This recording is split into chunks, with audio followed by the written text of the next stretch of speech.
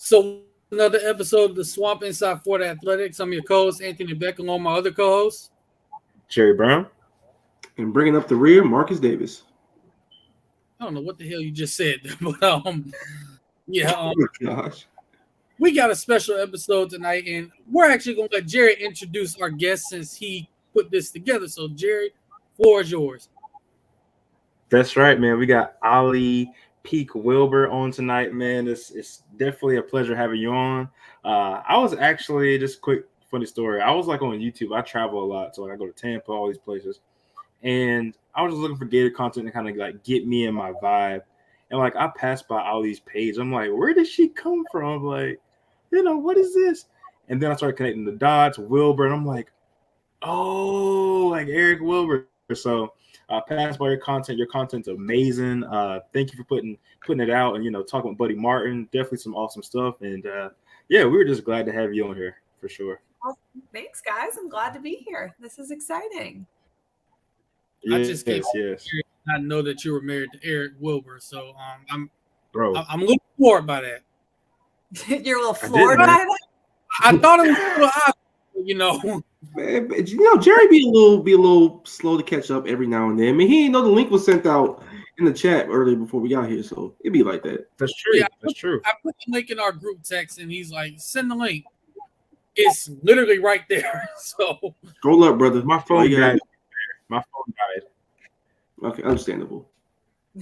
yeah, your phone died, and so did your brain at that point. Oh, gosh. Yeah. I wasn't even that mean, maybe. Damn. But no, we got a big show for y'all tonight. Of course, we're gonna update fall camp, but we did get a big time recruit today in 4-star DB Wardell Mack out of New Orleans, Louisiana. He goes to John Ehret High School. Quick backstory on John Ehret. If you don't know about that school in particular, I suggest you watch the movie Hurricane Season. Trust me when I tell you, watch that movie. You'll find out about that school. Bro, I don't know what it'd be after today's events. I don't know if I trust sports movies anymore. Right? Very true. Yeah. Very true. I just want to know how it got this far. Like, how in the world did we let this go on for years? Did we award this a movie Oscars and the whole thing? Well, or I guess the biggest part of it wasn't true. Like, why didn't Michael Oher say something before now? In fairness, he always said he always didn't like the movie because of how it portrayed him. In fairness, he looked absolutely insane in that movie. They have him looking like Radio out there, teaching him how to play football, pointing at balloons. Like he's just a big oaf with no sentience whatsoever. Yeah, it was weird. Yeah, it was sad, bro. I was like, ugh. To see the look on Sandra Bullock and Tim McGraw's faces right now would be I would pay big money to see that right now. Yeah. Because that right there, if y'all don't know about it, Michael Oher is basically suing the family for royalties for that movie. Because the whole story is basically he thought they adopted him. He was tricked into signing something to where they can make a movie off of it and make money off of it. And now he wants his money back, which I don't blame him because, wow, that's great. It's crazy. It's a lot, man. It's a lot to take in, really. But yeah, we got a big time commitment today. If you look at the on-3 rankings, Wardell Mack is the number 19 overall recruit and the number 3 overall corner in the country out of New Orleans, Louisiana. So, round table here. Thoughts on that commitment and what he brings to the table? I guess we'll let Ali go first, for sure. I think it's obviously huge when you take somebody that Florida State wanted, that LSU wanted, that Texas wanted. And I mean, look at the DB class that we've built now, 2 classes in a row, which, as you guys know, that's the secret to success. You can't have one good recruiting class. You got to stack multiple on top of each other. And I think that we're seeing Napier is doing that. It's a huge pickup. Corey Raymond, making him in charge of the entire secondary is probably the smartest move that Billy Napier has done yet as the head coach at Florida. And I think he's done a lot of really smart things. So that's saying something. Corey Raymond's a Louisiana guy, so I'm sure he was really heavily involved in this from that aspect as well. Huge, huge pickup. And I mean, we talked about this before I went on air. We knew that he was going to be committing. I think everybody was kind of blindsided when it happened this morning. Yeah, and we lost Jerry. Did. Yeah, I would admit I was blindsided because I didn't.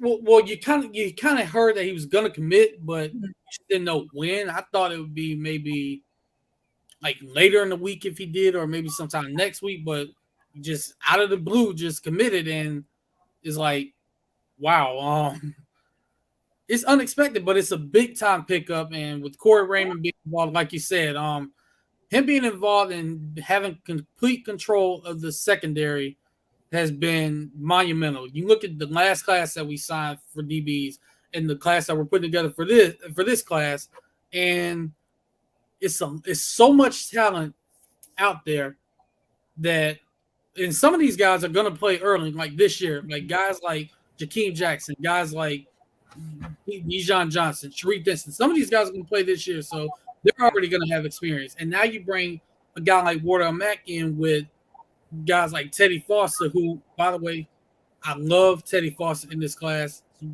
severely underrated, and he's only going to get better. So adding in guys like that to this current class that we have, you're going to have a lot of depth, a lot of talent, and it's just going to show that, hey, Florida's still in the conversation for DBU. If you thought they went anywhere, they did.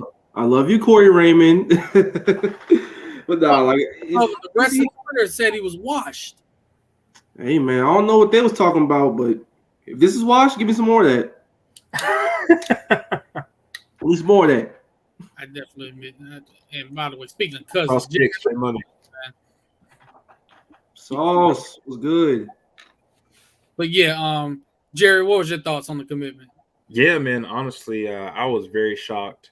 Definitely glad to have another talented body in the secondary. I think anytime you add depth in the SEC at that position, especially with how things are going now, man, it's like wide receivers are everywhere. I mean, so talented. You have to have cornerbacks that can clamp up guys on the opposing team in the SEC with all that speed. So having a guy with good hips, a guy that's very talented, very versatile. I'm excited to have him, man. Honestly, I mean, I think it's definitely a pickup that we needed.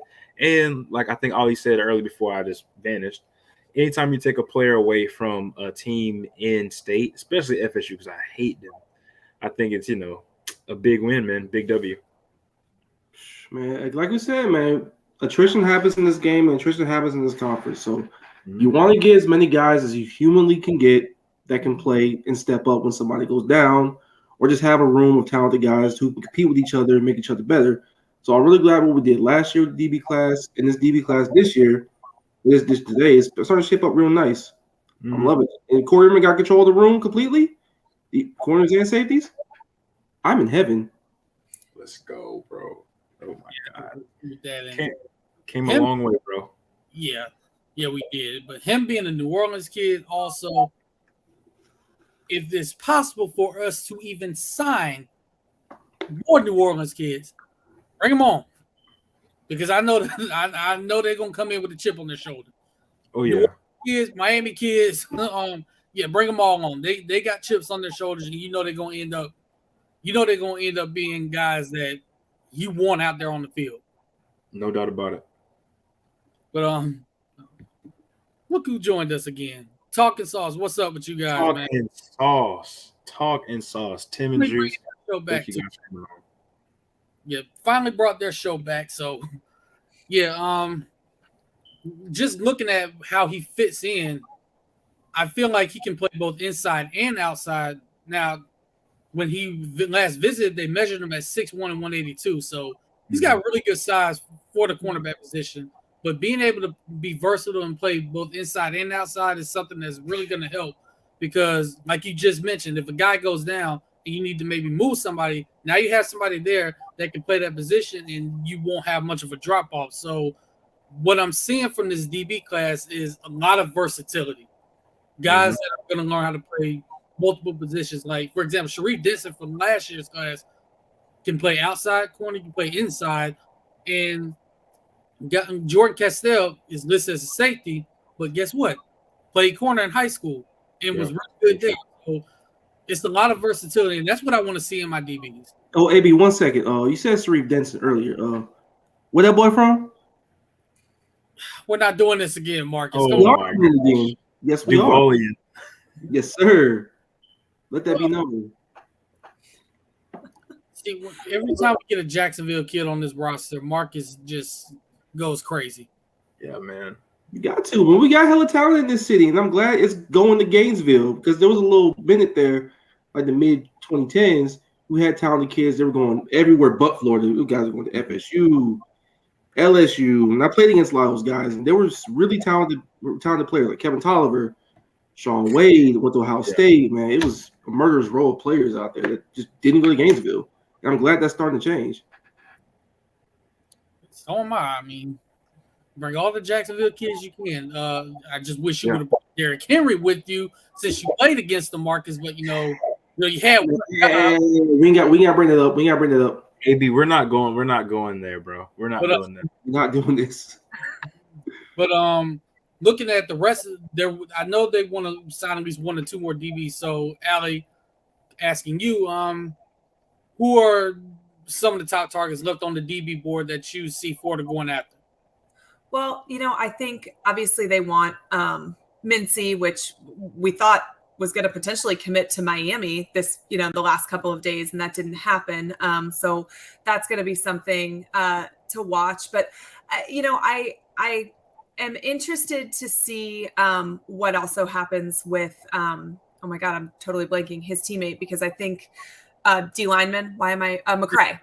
Oh, McCray, I know that's not a DB, obviously, but I think that that's actually a really big priority for Florida. And I don't know if you saw today Missouri picking up a D-line commitment that may indicate that Georgia is, having some success there with McCray because the number 1 D lineman went to Missouri, which, by the way, is a really weird move. I know he's from Missouri, but I still don't understand that kind of move there. But I mean, the problem is that there's so few spots left in this class. I think they would also love a talented wide receiver. I think they're looking at Seton at offensive line. So there's just, at this point, probably 3 spots total, right? And so I don't even know if they do take any more. Well, who would you say is like the top 3 or 4 guys that we're looking at, like from your, what you know? Well, like I said, I think that Mincy, are you talking about just the position or overall?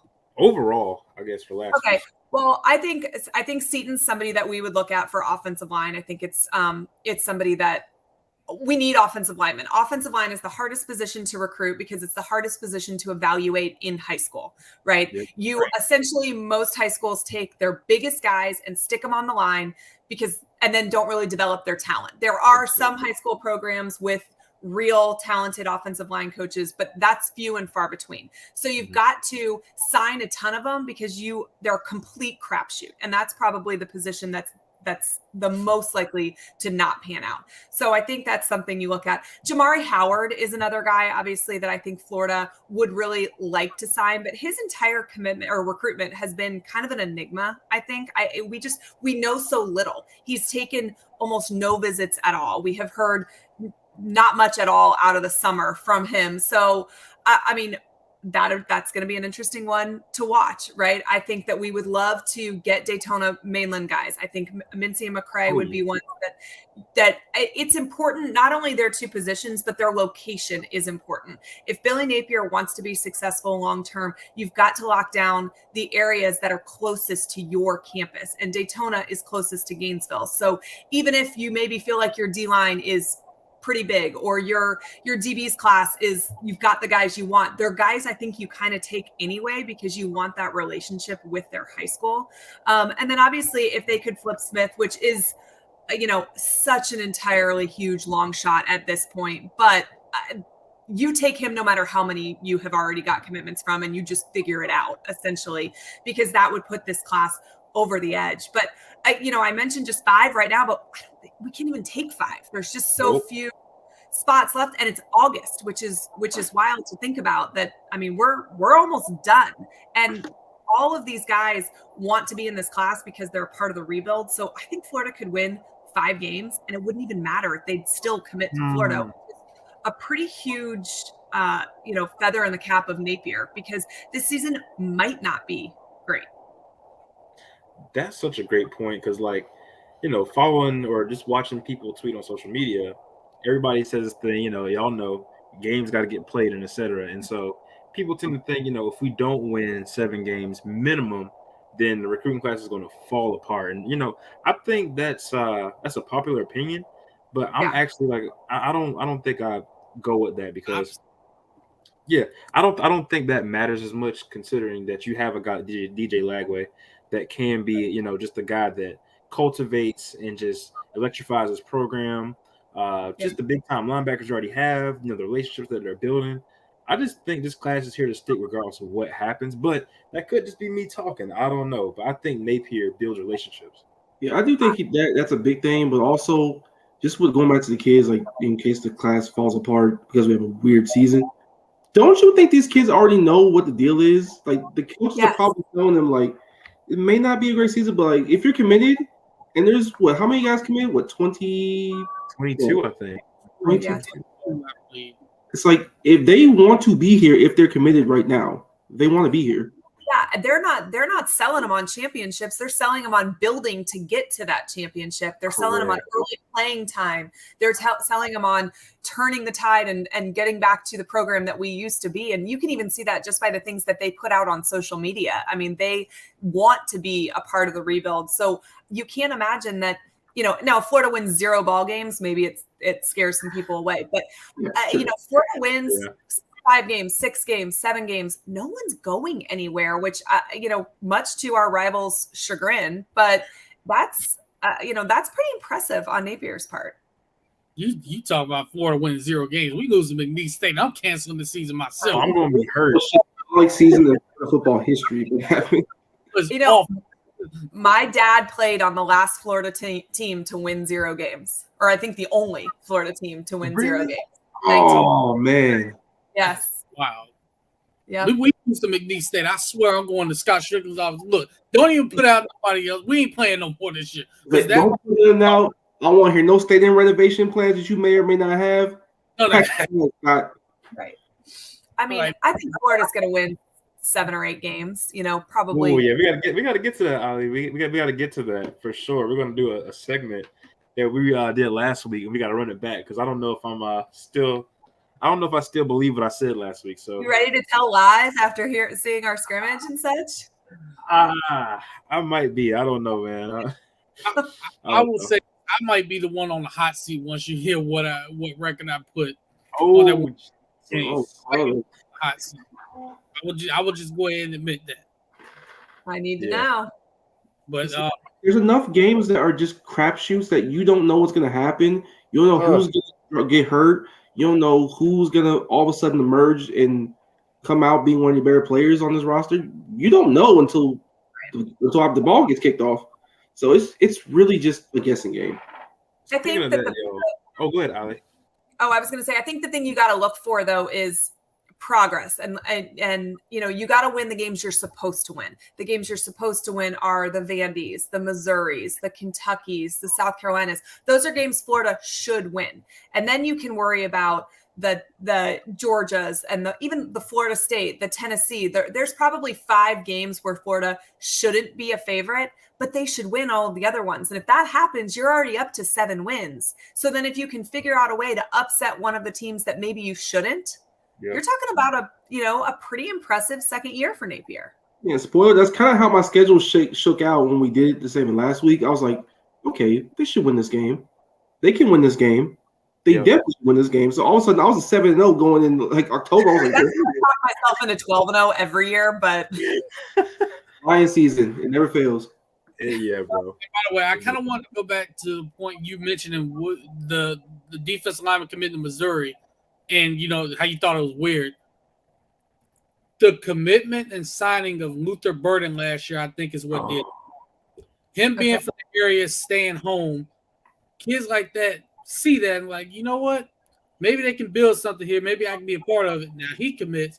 They may get another 5-star very soon, too. So just really good NIL money. Oh, my gosh, that money. Just to add on to it, it's so weird coming to Missouri, especially in the Eli Drinkwitz era. But to Missouri's credit, over the years, they're a very talented state. And when there are players who are like super, super high up, 5 stars, like super high fours. They keep a good chunk of them in, surprisingly. Yeah. Like Doyle Green Beckham from several years ago. Last year.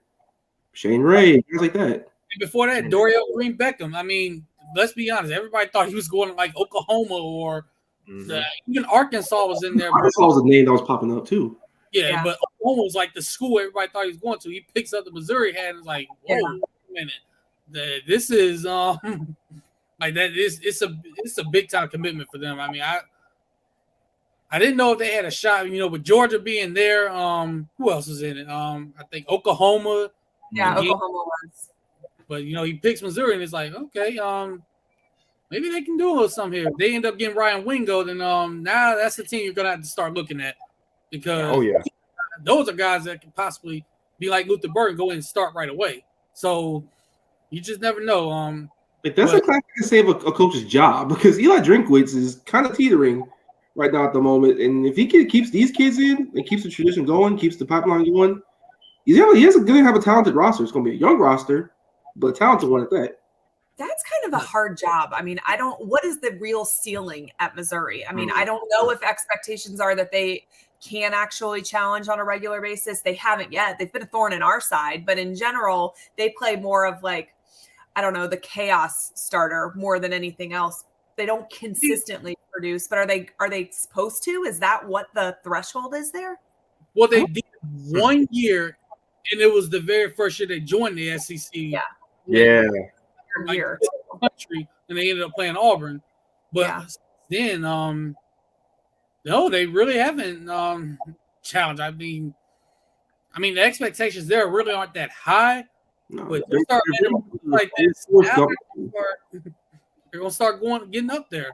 Yeah, they're very much a Forrest Gump team that you don't know what the hell you're gonna get from year to year, or even decade to decade. Like, and they're a contender for a couple years, then slide into like some 7-5, 8-4 seasons, then prayer to 6 and 7 win seasons, and then go back up 9 and 10 for a couple years. Like, they're a roller coaster, but they keep just enough talented players in Missouri to field somewhat competitive rosters and guys that can go in the NFL. So it's chaos. Yeah, exactly. Just enough to upset us on homecoming and whatnot. So I mean, play at 11 o'clock in the morning and it's 38 degrees out. I can remember Tommy Townsend calling Eric and being like, how do I punt in this? It's 40 miles an hour out right now and it's 35 degrees out. I mean, that is stuff that people that are coming over from Florida or Louisiana, Georgia, whatever, are not prepared to play in. So they do kind of have the weather as a little positive factor for them as well. Columbia, strange place. I would rather play Missouri in the middle of the afternoon. I'd hate playing them in the morning. I don't want to play them at night, especially at their place. You saw what happened with Georgia last year. You saw Georgia was broke. Like I don't need that now. Just maybe 2:30, 3 o'clock around that time. We play them around that time. But I hate playing Missouri. Jerry, I don't know why you brought up that homecoming game, because I've been trying to forget about that game for years, and every time I forget about it, somebody has to bring it up. And that's it could always be worse. It could always be that Mississippi State homecoming game from like way back. Oh, 2010, bro. Oh my. Really, Marcus? Oh I said it could be worse. No, worse for me. You already know what my worst loss in Florida history is. I don't even have to say it. Well, you were depressed in 2021. So which one you about to say? Tennessee 2001 or? Yes, that is the most depressing I've ever seen in Florida history, because that was a national championship caliber team. We all know what happened and why that game was played when it was. Yeah. I mean, if they call pass interference on a 2-point conversion attempt like they should have, maybe it's a different result and we actually win the game. But the powers that be decided that the refs had money on the game, and it was like, you know what, let's just screw them over and get this over with. You see, every time we talk about this game, AB, it always brings up like you, me, and Jerry's like views of Tennessee, because it's very much a generational gap. Because you're like, it's a big gap. Yes, it's a massive gap. Because me and Jerry have grown up losing 5-6 games in our entire lives to Tennessee. 2005. Anthony, how old are you? See, I'm 30, so. Okay. So I'm 38. And I remember growing up, and Tennessee was, it was a rivalry game. My dad, this will tell you the type of person my dad is. So like terrible parenting right now. My dad's actually wonderful. But when I was like 6, he made a sign that said Tennessee 10,000 or 100,000 fans, 10,000 teeth. And he wrote it on a sheet and had me hold it up at our car tailgating for this game. Yeah. Love you, Dad. It's like 80s parenting for you right there. Year right there. He was a menace. We, grew up hating Tennessee. I can remember there was a game, Peyton Manning, I want to say it was in Tennessee, but Peyton Manning was the quarterback. Florida ended up winning like 62 to something, but they were down at halftime. It was crazy. Came back. And I mean, I'm from the generation that watched Peyton Manning never be able to get over the hump against Florida. But Tennessee was such a rival for me, for my generation. When I was in college is where Dallas Baker slapped the Tennessee player, but it was really a reaction to what had happened right before that. But he's the person that got caught. I was in the stands for that game. That was a wild game to be at. And then even like what were you going to say? I was going to say, I'm glad you brought that up because now we got to find a way to get Dallas on the show. I got to ask him about that. Yes. About the Tennessee player. I got to get him off of that, but yeah. So like since we're I'm saying contrast that and me and Jared's existence. Like we're born like 97, 98. Like we grew up pretty like Tennessee's a rival. Don't get me wrong. I don't like Tennessee at all, but we always beat them. Like I was growing up during the streak. Like it was from first grade all the way to my freshman year of college. So I pretty much went my entire school without losing to Tennessee until first year of college, and then we beat them like 4 straight years after that. So it's like, okay, they matter. They're in division. They're your rival. Don't like them, but I don't really view them as, oh my God, I'm going to puke every time I see that damn orange in the checkerboard end zone. For me, it was the LSU stuff because they're in the SEC West, and the game doesn't really matter if in the context of your division and beating Georgia, Tennessee, all that stuff, but it was just so competitive. The games were just so wild, and like they ended in the craziest ways you could possibly imagine. And fun fact, Miles is a lunatic. Now, see, and that brings to a segment, like y'all, because I don't think we've ever done this before, but like I'm just interested because we do have like different generations of actual fans here. So like we'll start with Alex. So what are your like top 4 rivals in your eyes? Good question. I would say Florida State, Georgia, LSU, and probably Tennessee. I would say that would be my 4. That's my 4 also. Okay, that one's mine in order. I was just making sure we're on the same page here because like I hate LSU. Oh, LSU is awful. I hate them because every single year the weirdest stuff happens. Either but in it's not called shoes. That is my least favorite game ever. That was the most asinine. I cannot. That was awful. Have you ever been to Tiger Stadium? I've never been. I want to go though. I've never been, but I did go. My first ever game in the Swamp was, I want to say 2014. We played LSU. Of course, it's freaking LSU. And that was a game where Jamal Adams flopped and got the 15-yard penalty. We gave up a second, third, and 26. Kevin Westbrook drops the touchdown pass. Marcus Makers ran over by Fournette right in front of me. What the hell was it about 16 first? I've never been to Tiger Stadium, but I've always wanted to go. I've heard it's an electric atmosphere. If you're going to go to one college football game in your entire life, make it a night game at Tiger Stadium. It is the wildest place. Their alumni tailgate on one side of the stadium and the students tailgate on the other. And they will tell you, like, our alumni are okay. Don't walk through the student section. We, of course, always make it a point to walk through the student section. I can remember being a student holding a sign that said win or lose, we all booze. Ron Zook's last year. Or maybe it was, his last year. We won. They were the number 1 team in the country. Leaving, fans are shaking up beers and just pouring them all over all the Florida fans leaving. I mean, their fans are, they would make Florida's team wear their helmets when they left because fans would throw batteries at them. As they left the stadium, they would break the bus windows as they drove down the streets. Like LSU fans are on a completely another level, but it's like the epitome of when you say that like college football is a religion in the South. Go right there to Tiger Stadium on a Saturday night, and you will see exactly why people say that. The only nice thing I will ever say about LSU, only nice thing I will ever say, when they're good in any sport, every single sport they have, football, basketball, baseball. God, I don't even want to bring up baseball because after what happened this year.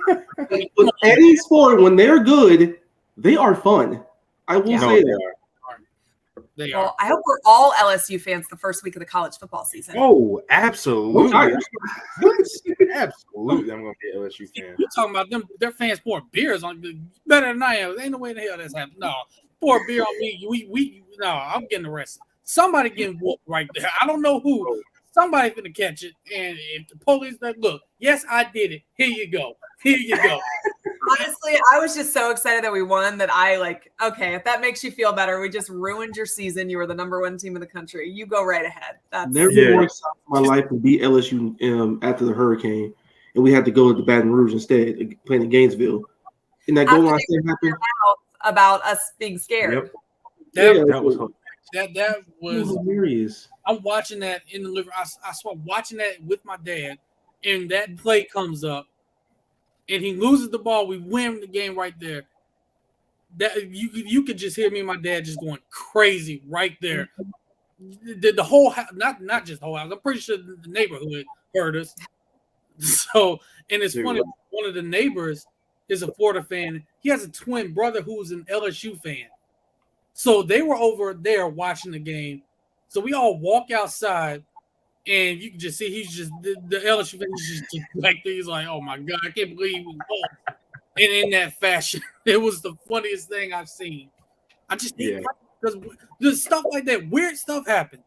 That's our fun rivalry, our most insane rivalry. Because weird stuff does.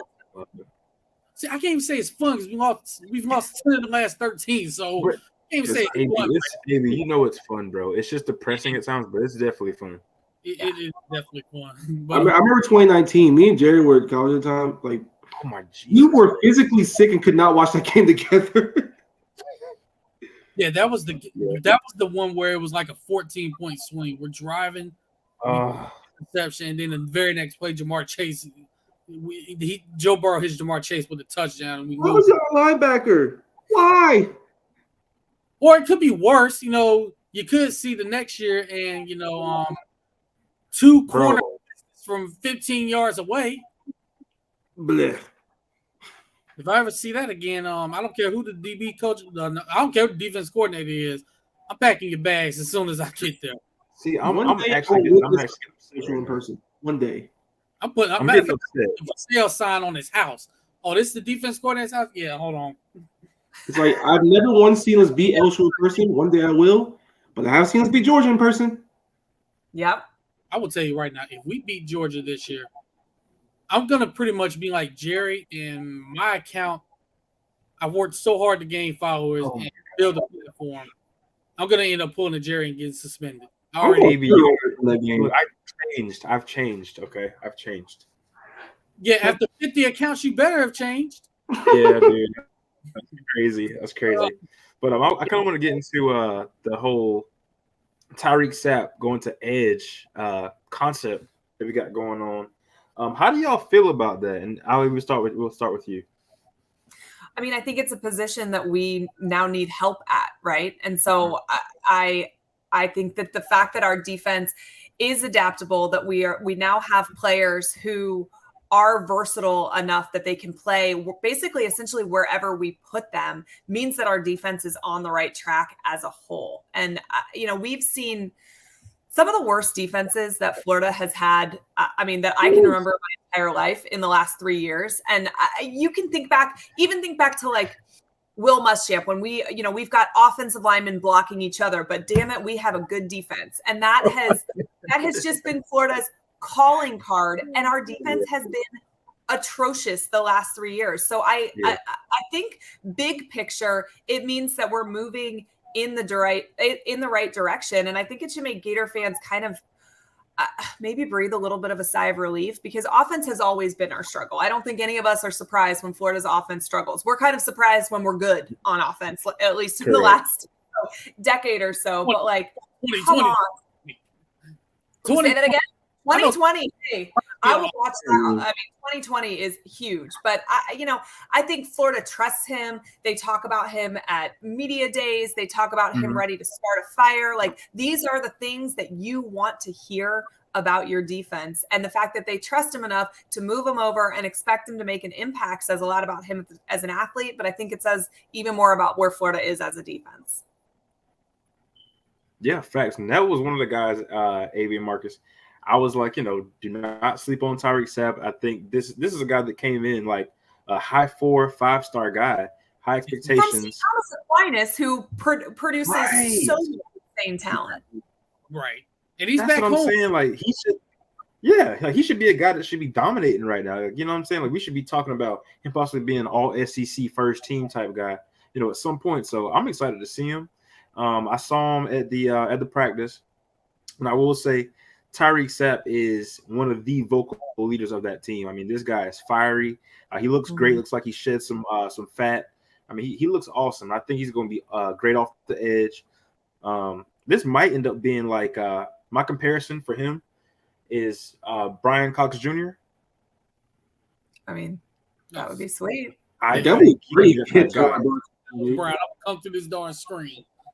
No, like, I'm glad he's back in the position. He shed off the weight he had to play at when he was inside. I mean, very quietly, this is a very talented edge group. I mean, I hated for Justice Boone that he ain't gonna be part of this year. Prayers up to him, man. The ACL was terrible, but Justice Boone is able to,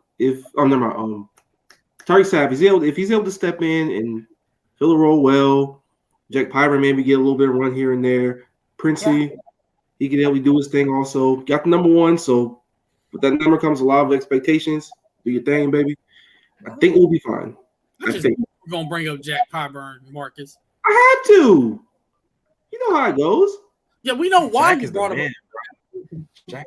Hey man, that boy good, man. Just give him a neck brace, give him, fingerless glove, and he gonna be set.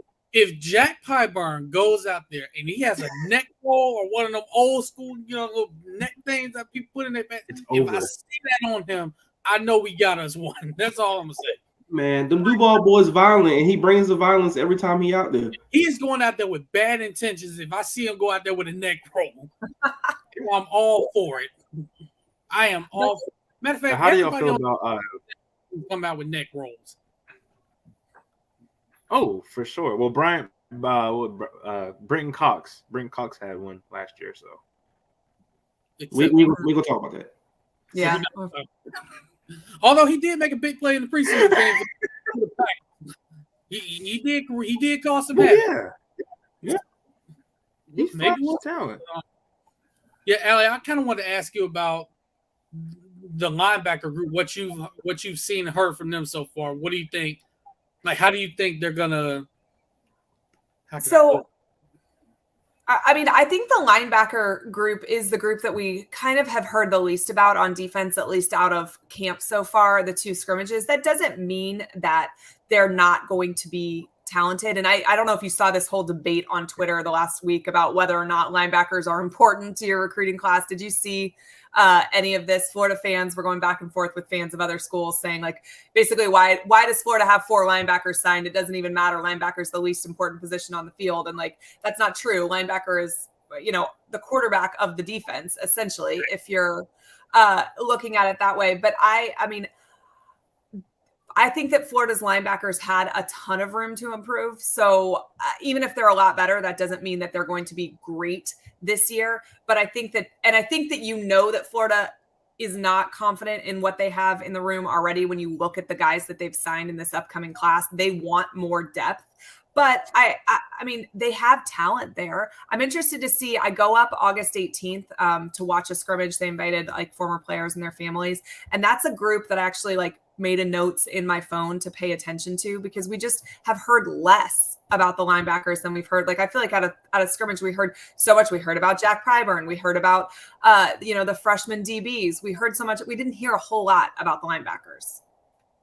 Yeah, I'm not like exactly concerned. More so, I'm just very curious of how it's going to shake out. But hopefully, at the very least, we're able to get guys lined up correctly. and not Oh my running Lord. around family. So hopefully, guys like Shamar James and the guy from Ohio State who transferred in. What's his name again? Blank. Mitchell. Yeah, Mitchell. Hopefully, we can. His experience and his leadership can help us. Shamar James another year at Florida, sophomore year, kid. If he can step up, play another big role. Guys like Scooby Williams, Derek Wingo. It's a weird kind of question mark, but we'll be fine, I think. Yeah, I'm not Do going you to forget think we'll about ever move Cersei to linebacker? You said what? Do y'all think we'll ever have like Cersei playing linebacker at some point, like outside or kind of floating him? What do y'all think? I don't know. I don't think so. I think they're going to keep him more as an edge rusher. I mean, he Okay. could play linebacker, but I think they want him as more of an edge rusher as of right now. Third down rushing the passer, that kind of guy. So Yeah, besides, I had PTSD from edge rushers playing off-ball linebacker in Florida. So, yeah. Yeah, I think we ruined Mahmoud and Chris Bogle. So, yeah, that was bad.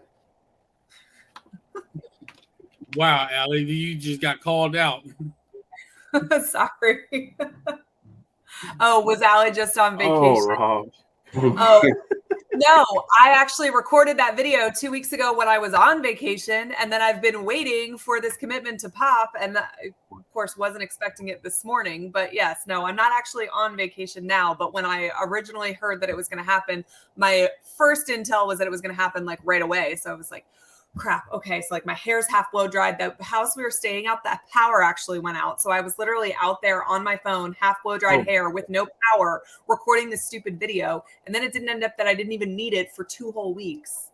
But so no, I'm not on vacation. I'm back. It's like I had an edit ready to go. She said, I'm back. Michael Jordan in 95?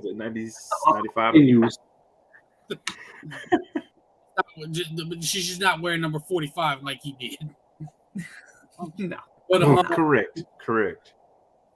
Now we got to ask about the elephant in the room, Allie. Quarterback position. Oh yes, favorite. Yep, fifth best time of the year, best position on the team. That is everybody's favorite conversation, and I mean, I don't think obviously Graham Mertz is the guy, right? I've tried to stress this entire offseason. Florida needs a game manager. That's it. They don't need him to win games. They just need him to not lose games.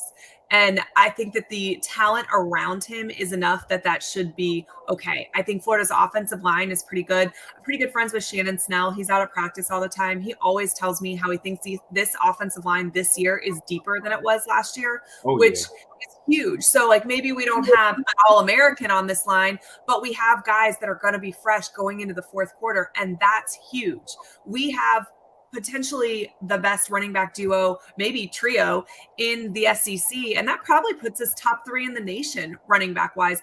And I do think we have wide receiver talent. A lot of it's young, but I mean, Pearsall is obviously wide receiver 1, but I think we've got a lot of young talent there as well. So just don't screw up is essentially needs to be Mertz's mantra. We don't need him to win games. Just don't have such a low ceiling that you make dumb mistakes and cost us games.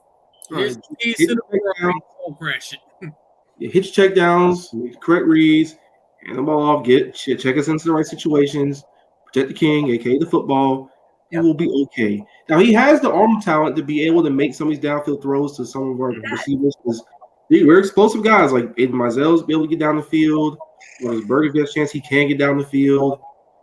Eugene Wilson, if you put the ball in his hands, he's explosive. Now again, and Eddie Jean also, he's probably the best all around out of the trio of freshmen. Yeah. But young, they're inexperienced, but they are very talented. And if you get the ball in their hands, they can make something happen.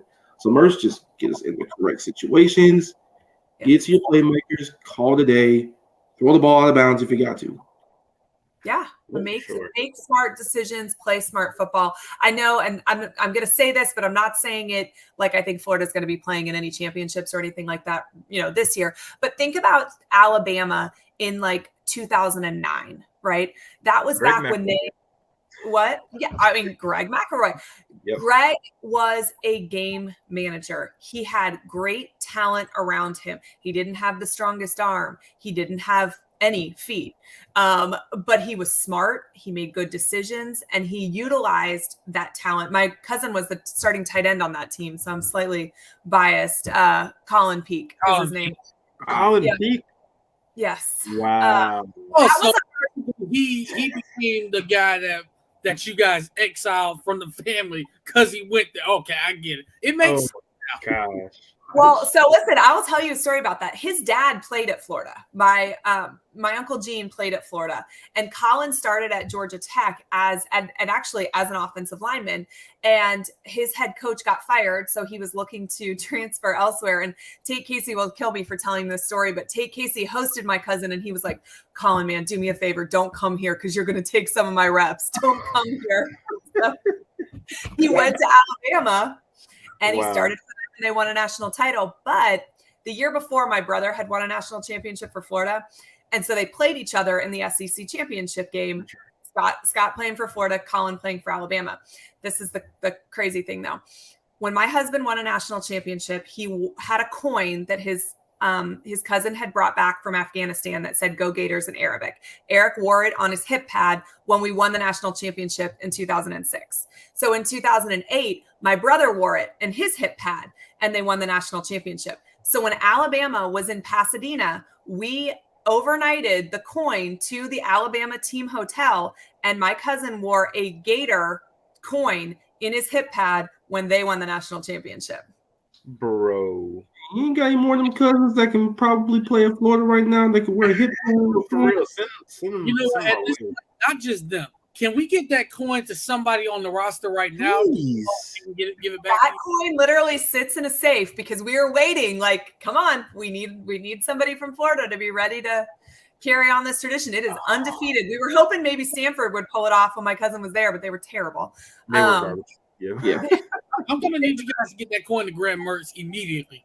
Hey, hold on, AB. Hold on. It's tight ends, right? It's been tight ends for the most part. Well, no. So Eric was the punter. My brother, at the time, my brother was a linebacker. He later moved to fullback. I mean, he was resting on the bench during this national championship as a true freshman there.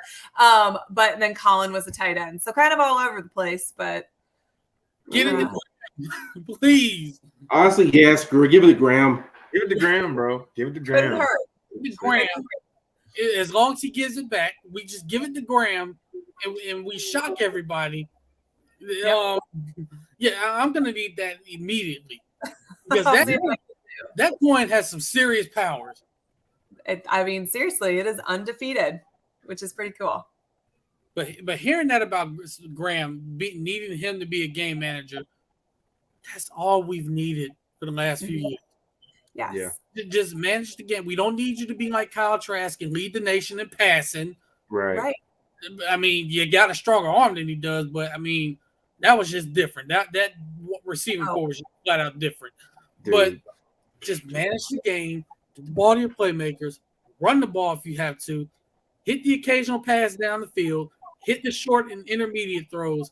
If we can just do that, I said last week, maybe there's a game or two that we win that we have no business winning, and it can change the trajectory of the season. Ooh. I think it's possible. Florida's got to start out of the gate strong. Because the season gets so much harder the second half of the year. If they can figure out beating Utah, which honestly I think they can, then they come home and they play McNeese State, and that's a win. I think if they beat Utah, they're beating Tennessee, I think. And so then you're looking, I think so. I mean, I am not. We're in Tennessee's head. So we can talk about that, this great team, or they looked great in the bowl game, which doesn't matter at all. They're whatever. We're in Tennessee's head. And until they actually prove they can consistently do something against Florida, I'm going to assume they can't. But that's a night game in the swamp. If you have the momentum of those two, think about what that stadium is going to be like. You were talking about which games you were going to. That would be a great one. It's going to be fire. As a new member of the media, that is one game I'm trying to go to. Hey, you might have to make that trip, man. You might have to do it, bro. I'm trying to, even though I can't wear this. I've been told I can't wear this. I got to wear neutral colors.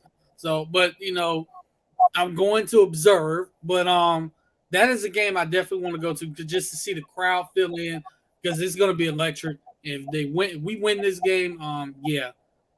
Just as long as we don't put Florida State in the field. It's a swamp, probably, because eventually losses are going to happen, right? Florida's not running the table.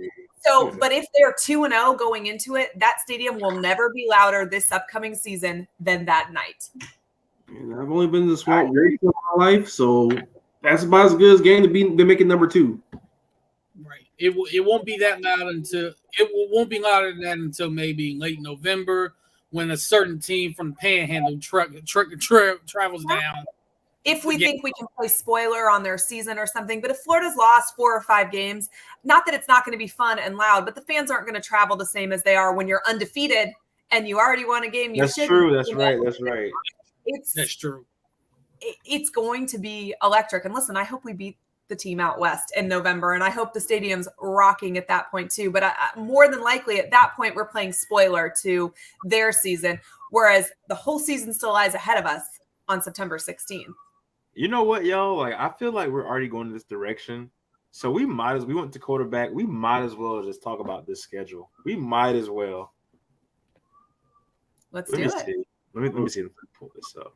Because I think we're already ready, bro. Like, I'm gonna be terrified of the things I say about this schedule. Dude, no. Look, Marcus. Man, I'm very sketched out because of this schedule. I don't know what to think anymore. I'm just real quick though. What do you guys think about this comment here? This one right here in particular, because I'm thinking about it, and he's right. The only teams that we have salad in is Georgia and LSU. So he's right about that. And I'm not buying Milton G's. I'm just not doing it. I think they have more talent than Tennessee. Not gonna lie, I do. We do have more talent than Tennessee. Doesn't mean that we're more developed than Tennessee, but we have talent. Yeah, I was saying it's at least a push at the very least. Right.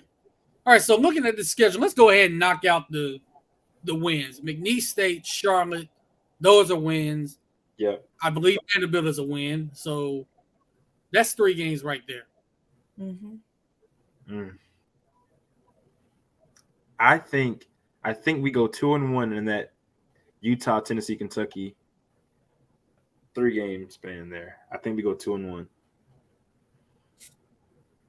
Definitely. See, I'm like Marcus. I got us 7-0 going into that Georgia game. Let me do this again. I really have to chalk this up. Let me see. Because I have us beating Utah definitely. Because I'm not sure if Cam Rising even plays, but I think we can. Yeah, that was Allie. That was the other thing I was going to ask you. You know, from what we're hearing out in Utah, because even the backup got hurt, and they're saying be out 6 to 8 weeks. And first of all, Kyle Whittingham, I know you're not watching this, but you know, it just by chance you are. Why on God's green earth were you allowing your quarterbacks to get hit in practice? Like, what were you thinking? Insane. Like, what is going on? It's especially in the situation that you're currently in with your quarterbacks. Like, this is not your tackling dummy that you throw out there. This is, at this point, your starting quarterback because Cam Rising isn't even cleared yet. And if Cam Rising is cleared, it's got to be almost 0% chance that he's at 100%. So, I mean, at the very least, he's far more one-dimensional than he normally is. That's got to bode well for Florida's defense. But Florida beat him at his best last year. That is very true. It was hell that day. That was such a great game. And that was one of those, like, Florida didn't win a lot of coin tosses last year, but that was a coin toss that they were able to, you know, pull away with. And it's those toss-up games that we've just got to win more of this season. If we win some of the close ones that we didn't last year, we already are improving from where we were. That's right. Just closing the games that are close. Like that's pretty much it. Like we had a great chance against Tennessee. We could have beat we had a great chance against Kentucky. I thought we had that game in our hands. I mean, we should have beat Kentucky. We should have beat Kentucky. I mean, we could have beat Tennessee. But we could have lost to USF, which is a wild. Correct. I will go ahead and admit this to you right now. After the kicker missed that field goal, I dropped down to my knees and thank God more than any other time last season I did right there. because I'm not gonna lie. If we would have lost to USF. I was telling lies about how good USF was going to be that year. Oh my god! I wouldn't have went to work for the entire week. I'm sorry. I would have called my boss. Yeah, I'm not mentally there. I can't come in this week, so I'm taking a mental health break. I mean, it was a wild. It was a wild one. Florida was lucky to win it. So so they won 2 coin tosses and they probably lost 3 more. I mean, we played like absolute, dog poop against Vanderbilt, and we still could have figured out a way to put that game together and win. Same concept with Kentucky, same concept with Tennessee. And honestly, Florida was in it with LSU. Thank you. I was in the game. I was there. We had that game. I'm telling you, we had all the momentum. Anthony Richardson comes out and just dominates in the first place. It's like, okay, we got this. About my birthday that year, man. It was bad because the defense, dude, Jaden Daniels looked generational. I'm like, how do we not stop this guy? And we couldn't do a single thing about anything. Florida's defense was so painful to watch last year. Not a single person knew how to tackle, and not a single person knew where they were supposed to be. Like it was, I mean, I had my 8-year-old daughters standing on the couch asking me why these guys aren't wrapping up. Like, I mean, it was insane. The defense could not have looked worse last year. I mean, 3rd and Grantham like continued to haunt us. I know. So at that point, I wanted to strap on some pads and I'm like, you know what? Since y'all don't want to tackle, I'll go out there. Now, let me tell you how hard Copian was hidden for me. So when they beat Alabama later in the season, I was telling people, see, I told y'all that was good, man. Of course we lost that game. And I was like, okay. Yeah. So do we all have us at like 4-1 or we have 5-0? I have 5-0. I got 4-1. 7-0 going into Georgia. Okay. All right, let me scroll this. I think Joe Milton is a lot like Anthony Richardson in the only way that they're both very volatile, and you don't know what you're going to get on a given day. I never bought the Joe Milton cheese at all, to be honest with you, but I think the ceiling's high, but the floor is low, and that was kind of what we saw with Richardson too. Like Richardson's high is higher than anybody's high, but his low was like, quarter low at times. I was like, come on, man. Like the interception against Kentucky, which to be fair was more the receiver's fault than his, but still, there were some plays where it's like, bro, you ain't gotta do all that. And he also backpacked us to the Utah win at the same time. And then he had a couple against Georgia, some against FSU when people weren't dropping passes left and right. Florida was in that game against Georgia until after halftime. I mean, that I think people look at that score and think that, Georgia took care of a bad Florida team, but it didn't feel like that watching. It didn't feel like it was out of hand until the very end. Yeah, it felt like it was one of those games where the talent showed up like towards the end, along the game went, but it was legitimately a game. Like Brock Bowers got the crazy touchdown out of his ass early in the game. It was just like, okay. Yeah, I was in the airport watching that game because I had a long layover. I was actually getting back in from LA. I was in Atlanta. And it was a good amount of Florida fans and some Georgia fans were all watching this game. And so when the game got to 28-20, Allie, I kid you not, I promise you, I looked into these Georgia fans' eyes. They were scared, nervous, all of that. Because they knew like I knew. Like, we get another stop here while it's 28-20, this game is going to really get weird. Yeah. They were in that game, and then but of course, the defense lets us down, doesn't get the stop, and it's like, yep, there goes our chance right there. Yeah, we were in the Florida State game. We should have won that game too. I mean, if Florida had got half of the games that we should have probably gotten last season, the record looks a lot better. So if they can get more this year, I mean, that's huge. We didn't have lucky breaks last year. Like we just didn't. Like that Brock Bowers catch over Bernie was just like that. Pretty much summed up the whole season, bro. It was like every break that we need to go away just never did. Yeah. See, I was at that Florida State game also, and honestly, that's a game we should have won. I know we were down 5 receivers and we were down some guys. It's still a game I felt like we should have won. I don't care what anybody says. I saw the Jumbotron. Even the Florida State fans saw it. Jordan Travis fumbled on that very first touchdown he scored. He fumbled the ball out of the end zone. Everybody saw it. Oh, AB.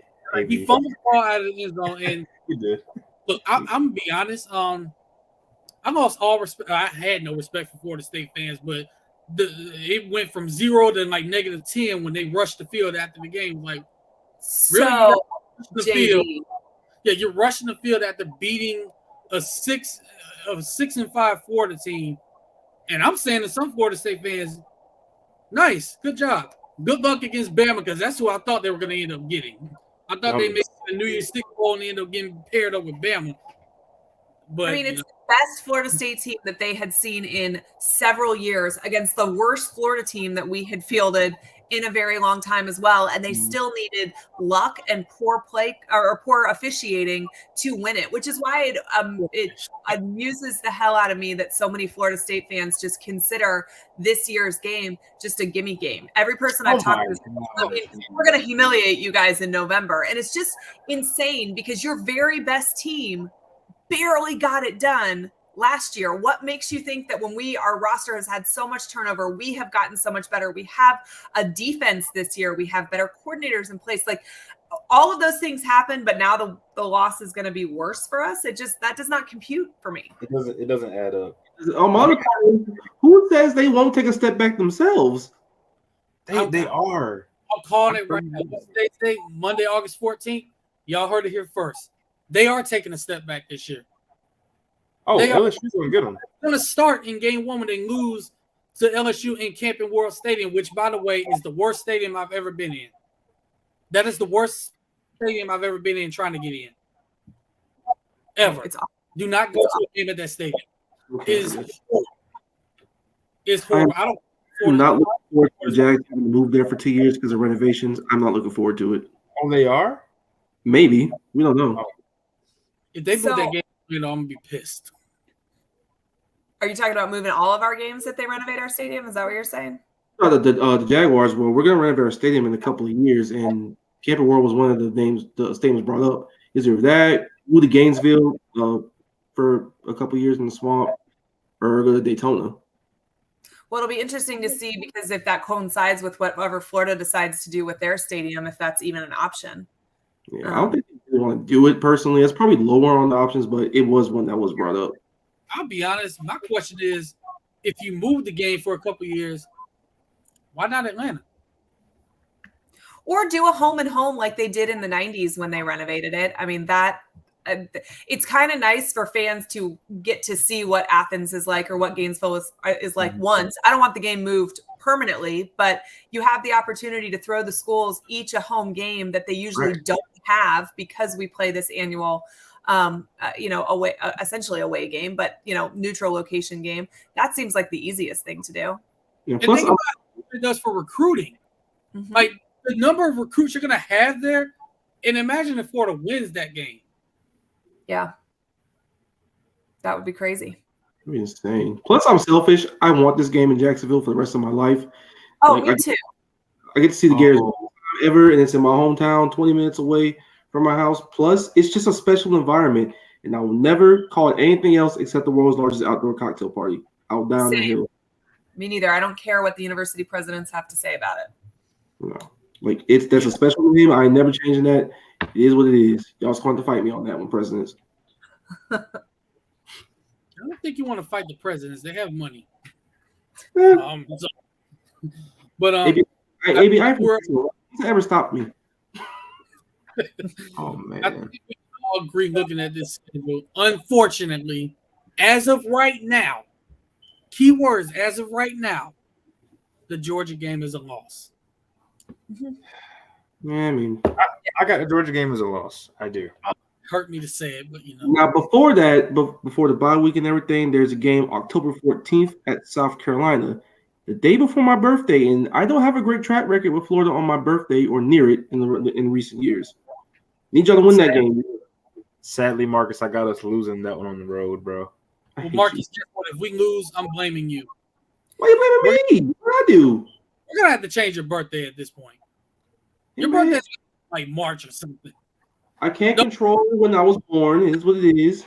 No, not March, because I don't feel like seeing Florida have a great basketball team and then all of a sudden we lose in these days. So no, not March. No. September? No, not September. Okay, August. Sports need to be born in July. Okay, July. That's a great compromise. July or August, one of those two. I'll take it. Not August 31st, though.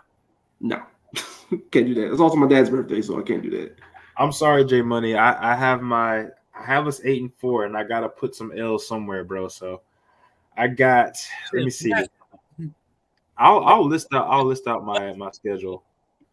So as of now, I got starting out 4-0. I think we lose to Kentucky at Kentucky. I think we beat Vanderbilt, lose to South Carolina, lose to Georgia, beat Arkansas, lose to LSU. I think I got us beating Missouri and beating Florida State. We're not losing to Kentucky. Okay? Let's get that straight right. I gotta put a fourth L. I gotta put a fourth L somewhere, man. I don't know which one, but that's the one I'm just put a fourth anywhere.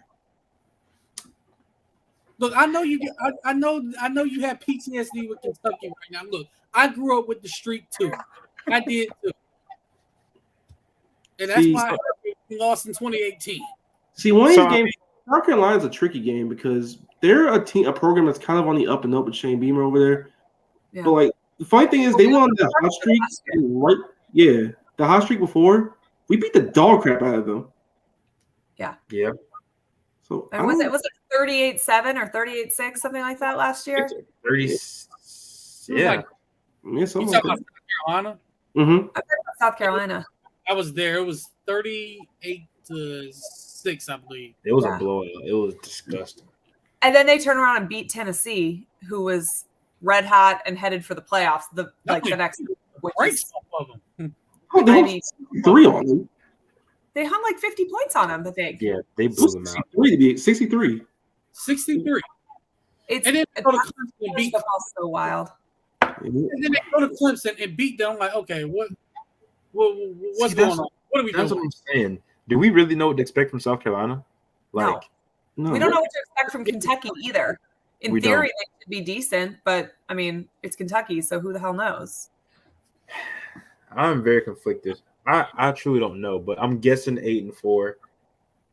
But I don't know. I really don't know. What do you? Pretty safe bet. I mean, think about so Utah, Tennessee, Georgia, LSU, and Florida State. I think Florida can beat at least one of those teams. That's right. But the problem is, I think when you look at the other 7 left on the schedule, they probably lose at least one of those. Exactly. Because are we expecting that they improve so much that they win every single game that they are supposed to? That's it. And that seems like a huge jump from what we saw last season. So they probably beat somebody they shouldn't, but then they probably also lose to somebody that they should beat. I think Arkansas is a tricky game too because they didn't want to tackle KJ Jefferson that day. It really depends. I'm not saying it's the same, but I'll say this. If Alabama in 2007 can go 6-7, and then the next year be undefeated going into the SEC championship game, with their roster turnover, I mean, I'm not saying we're going to do that or we can do that, but I mean, Nick Saban's also the only person to have sustained success through the BCS and the playoff era. That is, I would not bet against Nick Saban no matter who he is playing because it's Nick Saban. So as much as I have a lot of respect for Billy Napier, I think he's a great coach. I think we are trending in the right direction. I don't know that we can mention him in the same breath as Saban outside of saying he's a Saban disciple. I know, because we made a mistake with Muschamp, remember? I will still maintain that if Muschamp had not hired Charlie Weiss and had a different offensive coordinator, that he might still be the head coach at the University of Florida. I agree. I really agree. This is interesting here from J Money. With the exception of losing to Kentucky. Well, see, I don't know because we have Felipe Franks and Dan Mullen. Because Dan came in, he did his thing with Felipe Franks. I mean, Franks was kind of bad the year before, so. Mm-hmm. It's hard for me to tell, man, honestly. So, AB, what is your record prediction, bro? What are you trying to say? What are you trying to get at? On the spot. We'll put more on the spot first. Okay, I'll give – all right, Marcus. All right, scroll up again real quick. Okay. Just so I can get my phone here. Hold on. You said 7-0 going into Georgia, right? Right. That's where I'm at currently. So that's W's against Utah. East Tennessee, Charlotte. I do think we get Kentucky. We definitely get Vanderbilt. South Carolina's a coin. I think we pull that out. It's going to be a hard game because they're an improving team. It's in Columbia. It's going to be a difficult environment, but I think we handle that. Georgia, that's an L. LSU's an L. Okay, Missouri, we get that one. So what about Arkansas? That's one of my coin flips. I have no idea what to expect from them, but it really comes down to whether or not they want to tackle KJ Jefferson. That's where our linebacker play is going to have to really, really show up. Do you think where they are mentally after Georgia and knowing they have LSU after plays a factor in that at all? That's the other part of the equation. This is such a weird schedule they have us playing right now because Arkansas, I don't know if they'll necessarily be a great team or anything like that, not by any means, but they have parts of their roster, like the offensive line with Sam Pittman coaching those guys up. KJ Jefferson is an experienced SEC quarterback. He's a unique talent. He's 240-plus pounds. He runs like a damn bulldozer. That's a difficult game. It depends on what time that game is going to be. And again, our linebacker play is going to be a question. Do they tackle him that day? Do they show up? I'm not sure they do. Yeah. I'm going to be. They are. We're wearing black jerseys. They are. Well, see, Jerry, you just said it. Jerry just said it. For that alone, that's going to be a big game because we're going to be wearing those black jerseys. So I think regardless of what happens against Georgia, whether they win or lose, they're going to be fired up for that Arkansas game because it's going to be an electric atmosphere. You finally got the black jerseys. They're going to be fired up for that. They're going to be fired up for that. Now, if they don't show up, in the immortal words of Alabama's former strength coach, now Georgia's current strength coach, we're going to be wearing black because we're going to a fucking funeral if they don't show up. I just want to know if we have to keep wearing black if we lose. Like, remember that stretch where we would wear orange and we would lose and then we'd wear it again? Yeah. Not the jerseys, and then we'd lose again in the orange. Like, I hate the pressure we put on gimmicky jerseys just for that reason because I feel like Florida just doesn't perform well in them generally.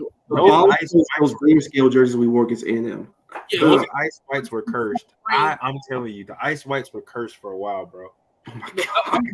As long as I got to see them swamp green jerseys, those swamp green ones. Horrendous. If I ever see that again, I swear. Yeah, those are bad. Those are bad. Not gonna lie.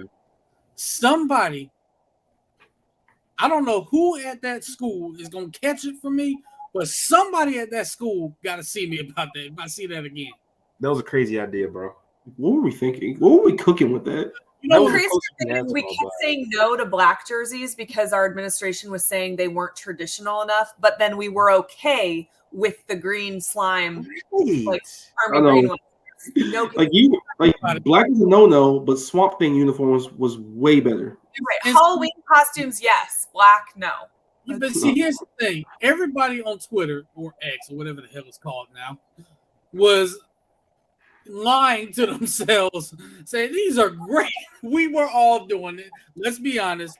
We were all lying at one point, saying those are great jerseys, and then we lost, and we had to think about it again. It's like, you know what? No, they weren't. Like, dude, I was intoxicated watching that game, and when you're intoxicated, your judgment is a little impaired. Even though I thought the uniforms were terrible in that state. Wait, I think Marcus just admitted he broke the law, but we're not gonna talk about that. But it's college. It wasn't. This is what made that game weird. We have never, ever seen Felipe Franks run like that. Oh, that getting mad. Look, he was sliding, bro. He was sliding, and I thought he was gonna score. And the fact that we didn't even score on that drive is what pisses me off to this day. We didn't even score, not even a field goal. Okay, now I said FSU was going to be the loss. Now I'm probably flipping into Arkansas the more to actually talk about that game. We talked you into a loss there. Wait. I kind of talked myself into it because I start thinking the factors. The offensive line is big and physical. AJ Jefferson's a dump truck, and we have the question mark is linebacker. And it's we have to play possession. We got to play possession, bro. I think, again, like Ali said, bro, pretty much take care of the football. If you take care of the football at home, you should win. Take care of the football at home, you should win. I'm going to be honest. You know what I think we need to do against Arkansas? Run the football. Yeah, that's going to be the game where we should run the football down their throats. Every game should be the game that we run the football this season. I agree. That one in particular.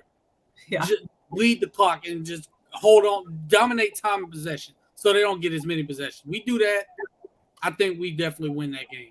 I just hope Billy learned from year one in where you have a dominant running back room, you have a good offensive line, lean on them heavily, especially with a team that's has a lot of turnover, and you have a quarterback that, well, not the worst in the world. He's volatile and has been prone to mistakes in his career. And you have 3 guys in your running back room, like I said, who can do a lot of things. Macho Johnson, Trevor Etienne, and Carroll, who transferred in from Tulane. Use those guys and don't do what you did against FSU, where the running game was working. It was working beautifully, and then you start throwing the ball over the yard with no receivers. Right. I think the outcome of some of these is going to be dependent on what Napier learned about himself last season, right? It scares me that Napier's the play caller. I'm not saying that I think that he's bad at it per se, but there was a lot of times where we were like, why have we not learned? Like, why did we not go into the locker room and adapt? Why are we coming out and running the same things that weren't working the previous 2 quarters? And that falls on him because he's the play caller. And I think we had similar questions about special teams. And I know for me personally, I'm like, you have 3 people to hold your coffee, but you're going to coach the quarterbacks, the offense, and special teams. Like, this makes 0 sense to me. So what did he learn from watching back this season? Is he capable of being self-reflective? And then did he tweak what it is he's going to do going forward? Because we're going to have to see him adjust faster on offense if we are going to win these coin flip games. But those decisions probably determine outcomes against games like Arkansas. Right. Ali pretty much took the words out of my mouth because there were just a few games like where we see he's pretty much hanging out with the quarterbacks like the whole entire time, which is, I understand. But like, I think everybody needs an offensive coordinator.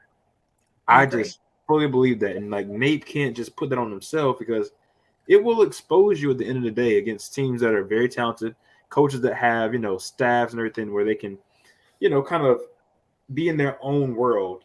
Meanwhile, Nate's like pretty much talking to Anthony the whole entire time. It's just, I don't know, man. Like that FSU game was just, that threw me off so hard because we had the running game working. And I'm very big on coordinators everywhere. I don't care if you're going to be the guys ultimately calling the plays. At least have a coordinator there so he can, do install throughout the week. Call up red zone packages for that particular scenario. Your second and long situations, your third and shorts, all that type of stuff to at least keep you grounded and keep you from going insane and doing something crazy during the game where you're going to call something really, really weird. Like, no, we didn't practice this. We didn't install this. Don't run it. Xavier Henderson bubble screens. I think a little bit of it had to do with the fact that, let's be honest, last year we lacked depth. So I feel like there was some stuff that he really couldn't do because of that, and he don't want to get guys hurt either. Because guy gets hurt, now we're ripping. Just look at the Florida State game. We had tight ends playing wide receiver. So I don't think you want to find yourself in a situation like that again. So I think a little bit of it was that, but also, there were, again, that same Florida State game, you went away from what was working. So that can't happen. That's the frustrating part, right? The getting away from what's working, and even like the management of Anthony Richardson. And we're not in the locker room, so we don't know, are the decisions Richardson's? Are the decisions Napier? Like, who is making? I mean, we would see whole games where he wouldn't run the ball when that's where he's the absolute most successful. And is it that he's not calling his own number? So then maybe he shouldn't have the ability to the person that determines whether or not he's calling his own number, or Napier's not calling his number. And at that point, why? But either way, regardless of what it was, it falls on the offensive coordinator, who is Napier. So it leaves kind of more questions than answers about our offense leading into this year. But supposedly he's incredibly self-reflective. And I think we saw that with Corey Raymond being, named in charge of the entire secondary. We saw that. I don't think we were sad when Patrick Toomey took a job and left and we got a new defensive coordinator. I think that it was kind of like, oh, hey, congratulations. Glad you got that job so I don't have to do anything about you. So I think that he was reflective in other areas, and we just don't know yet if he was reflective on offense, but always a fan of an offensive coordinator. But I interviewed Andy Staples this week, and he said something that I can't get out of my head. And probably part of it is because I was at Florida during this time. But he's saying basically it'll be interesting to see if Billy Napier is Ron Zook or if he's more similar to a Steve Spurrier and an Urban Meyer. And what he was saying is, Ron Zook came in and he was a bang-up recruiter. He loaded the cupboards, but he didn't have what it took to close at the end of the day. And so then the next person that comes in, Meyer, won a national championship with Zook's guys because Zook got everything lined up and just couldn't get over the hump. But Zook's biggest problem was that he was a micromanager. He had his hand in everything, and he couldn't just let his offense be called, let his defense be called. He had to kind of have his hand in every pot. So I wonder, is that Napier, or is he the CEO that we hope he is, where he really trusts the guys he puts in their positions and allows them to do their jobs? Wow. That is interesting when you think about it, because you're right. With Zook, he did kind of have his hand in, and it's similar to Muschamp as well. Had his hand in everything and not being the guy that lets his coordinators, do their thing. I think when we talk about how Napier is self-reflective, I think what I'm seeing now is the fact that, he pretty much made Corey Raymond the guy, the coach of the entire secondary. He's letting that happen. I think what we're gonna start seeing is him letting his coaches coach more. I mean, at this point, he's gonna have to. Yeah, he's got no choice. Well, his success depends on it, right? Right. Yeah, you have to do it. You got to delegate at some point. You can't just have all your hands in all these pots, and all of a sudden you're stretched too thin to the point where you can't put the fire out that's going on over here. You're worried about putting this fire out over here. It's too much. Just unclutter your brain a little bit here. Y'all have made me think tonight, bro. I'm not gonna lie to you. Now I'm like, Well, the Zook comparison hit me in the heart, bro. Me too. I had not thought about it that way, and then now I can't not think about it. Wow. See, Al, you brought up an interesting point about Richardson. There were times where he didn't run the ball, and we're wondering, is he calling his own number or is he not? Jerry said something last year, and it kind of stuck with me. So last year, all you got to do is just watch the Kentucky game. That entire game, that second play of that game, is hit low near his knee, right? He was not the same player. He didn't want to run or anything like that. Jerry noticed it and was like, he's kind of passive when it comes to running the ball. I think it took a while for him to kind of grow out of that and realize, hey, this is my best attribute. I'm going to use it. And the offense started looking a lot better. Yep. And you were able to go on the road and beat Texas A&M. We were able to beat South Carolina. And, sometimes you just have to do what you're best at. I think Richardson had a lot of mental growth to do last season, and I will see this upcoming season if he did. But if you look at some of the quotes after the USF game, so a game we won, right, that we, in the swamp, we came back. I mean, it's not a big victory because it's USF, but it is a big victory because we should have lost it. And he talks about how he just needed to tune out the noise and not listen to the crowd but it was the home crowd. It was your home fans. And he was so affected by, fans, and I'm sure they were booing, right? I'm sure Gator fans weren't happy, but they're also your home fans. They're not throwing things at you. They're not, I think that there was a level of mental toughness that he didn't have, probably because he'd never been the starter before, and starting in the SEC is a whole different thing than, pretty much anything else on the planet. But I do think that his mental toughness was a factor in some of those games too. But whether or not, I do think he played scared, and we know that results in injuries, that results in mistakes. But that was something he had to work through, I think. Absolutely. Absolutely. So, Allie, go ahead and well, Marcus, I think you have us at 9-3, right? Right. Allie, now we hate to do it. We gotta put you on the spot. Yes, you gotta give us a number. I've been saying 8-4 all year. I can almost talk myself into 9-3. But 8-4, I think, would be a really successful season, but I also think is definitely achievable for this team. 3 losses to teams that we should lose to, and 1 loss to a team that we absolutely probably should beat. Yeah, that was my 3 because I went back and forth between FSU and Arkansas, and the more I talked through Arkansas and I saw where they were on the schedule, I was like, okay, that's a trap game. Oh, yeah. There's some things that they can get us with. It's an emotional come down after Georgia. Are they going to be prepared? This team is mentally tough if they win that Arkansas game. 100%. Yeah, I agree. Or Kentucky on the road. If we beat Kentucky on the road, I think it'll speak volumes. I can't believe we're talking about being Kentucky on the road and speaking volumes, but again, here we are, bro. These days, I mean, it does. Kentucky's had our number.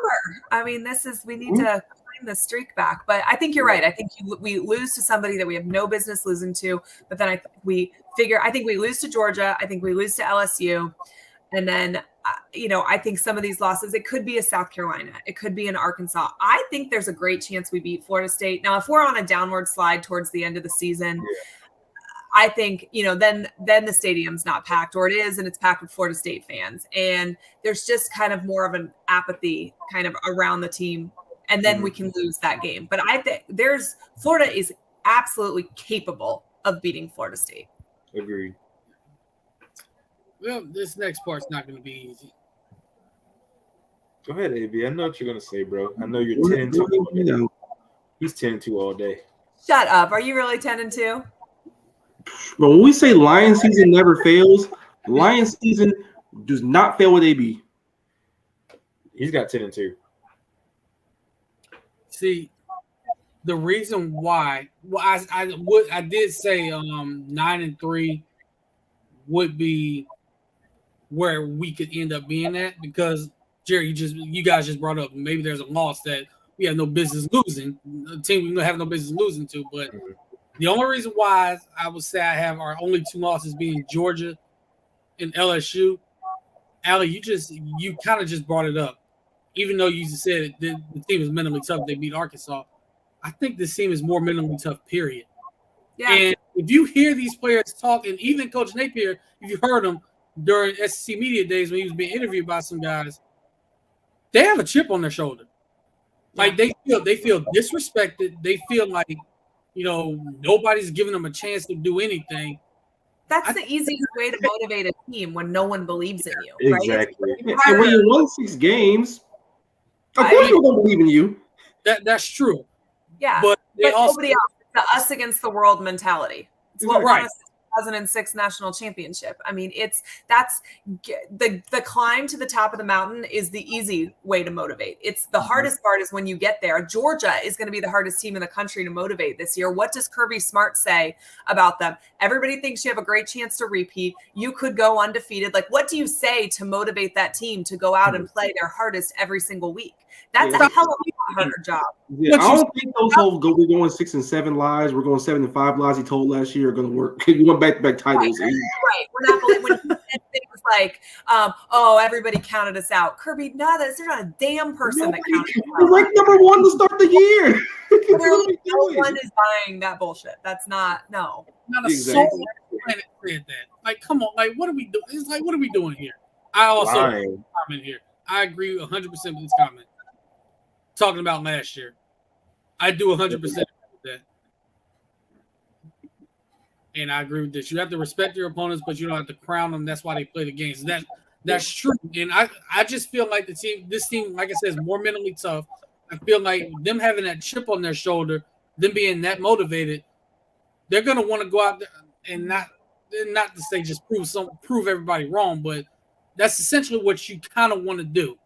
Now, going to the road to LSU, there's going to be a night game. Let's not get it twisted. If we somehow, some way win that game, first of all, the trolling I will do to my LSU friends. I do have a lot of friends that are LSU fans. They're all gonna get text messages, tweets, all of it. And don't block my number either, because I know a couple of them are watching. Ross, better not block my number, because the minute I know where you live, so you better not do. And we're doing fantasy football together, so I'm gonna get you one way or another. So but I just for some reason I had that feeling that I'm not saying they're gonna win the SEC this year, because I mean Georgia's coming out of the East. Let's just be real. Yeah.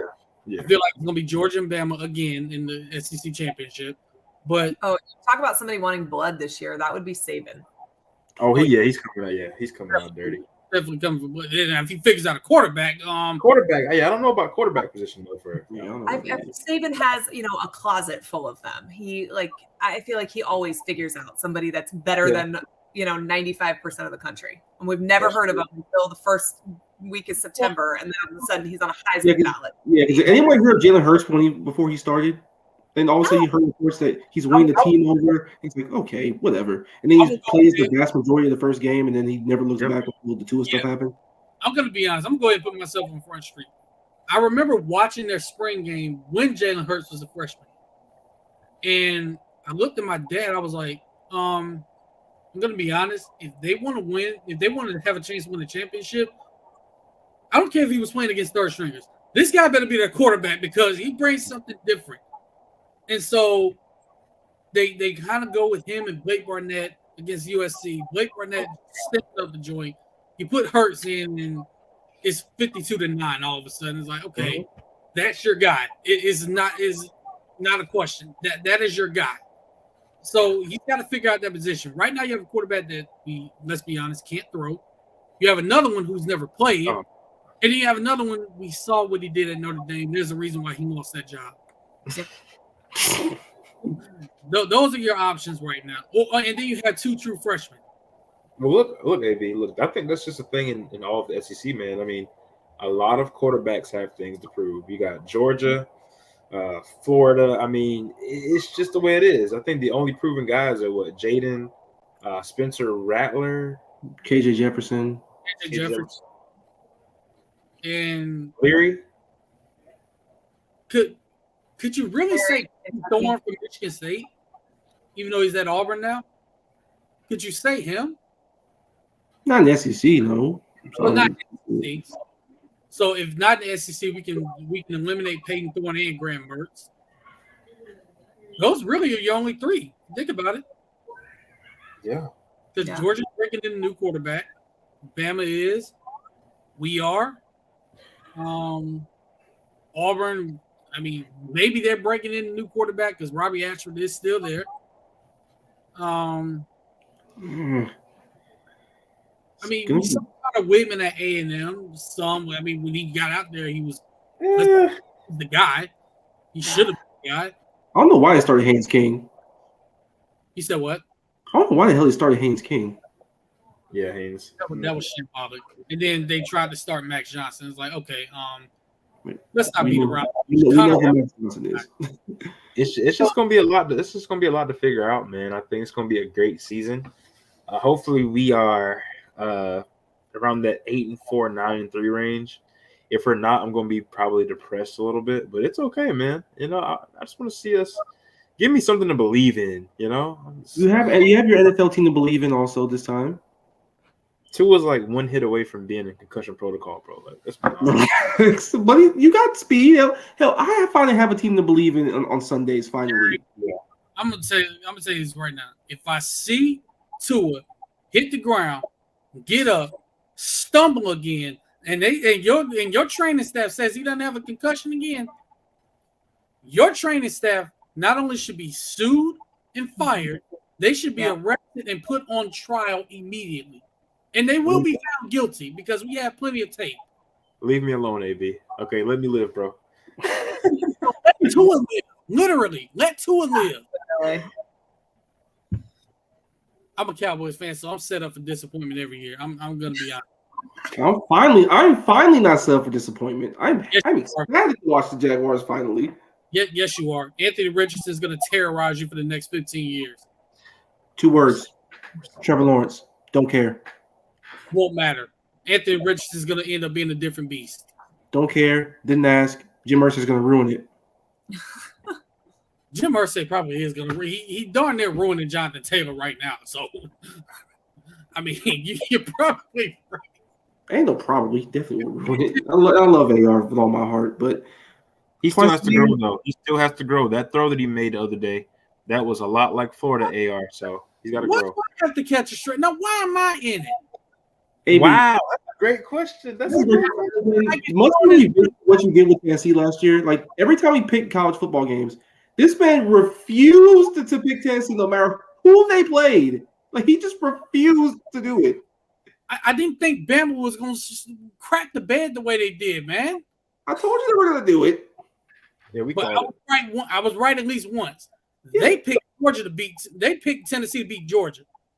Oh, congratulations! A blind squirrel catches a nut sometimes, AB. You got one. I don't think Georgia was a blind squirrel. That one was obvious. No, you were the blind squirrel. Of course Hey, look. I just already knew what was going to happen.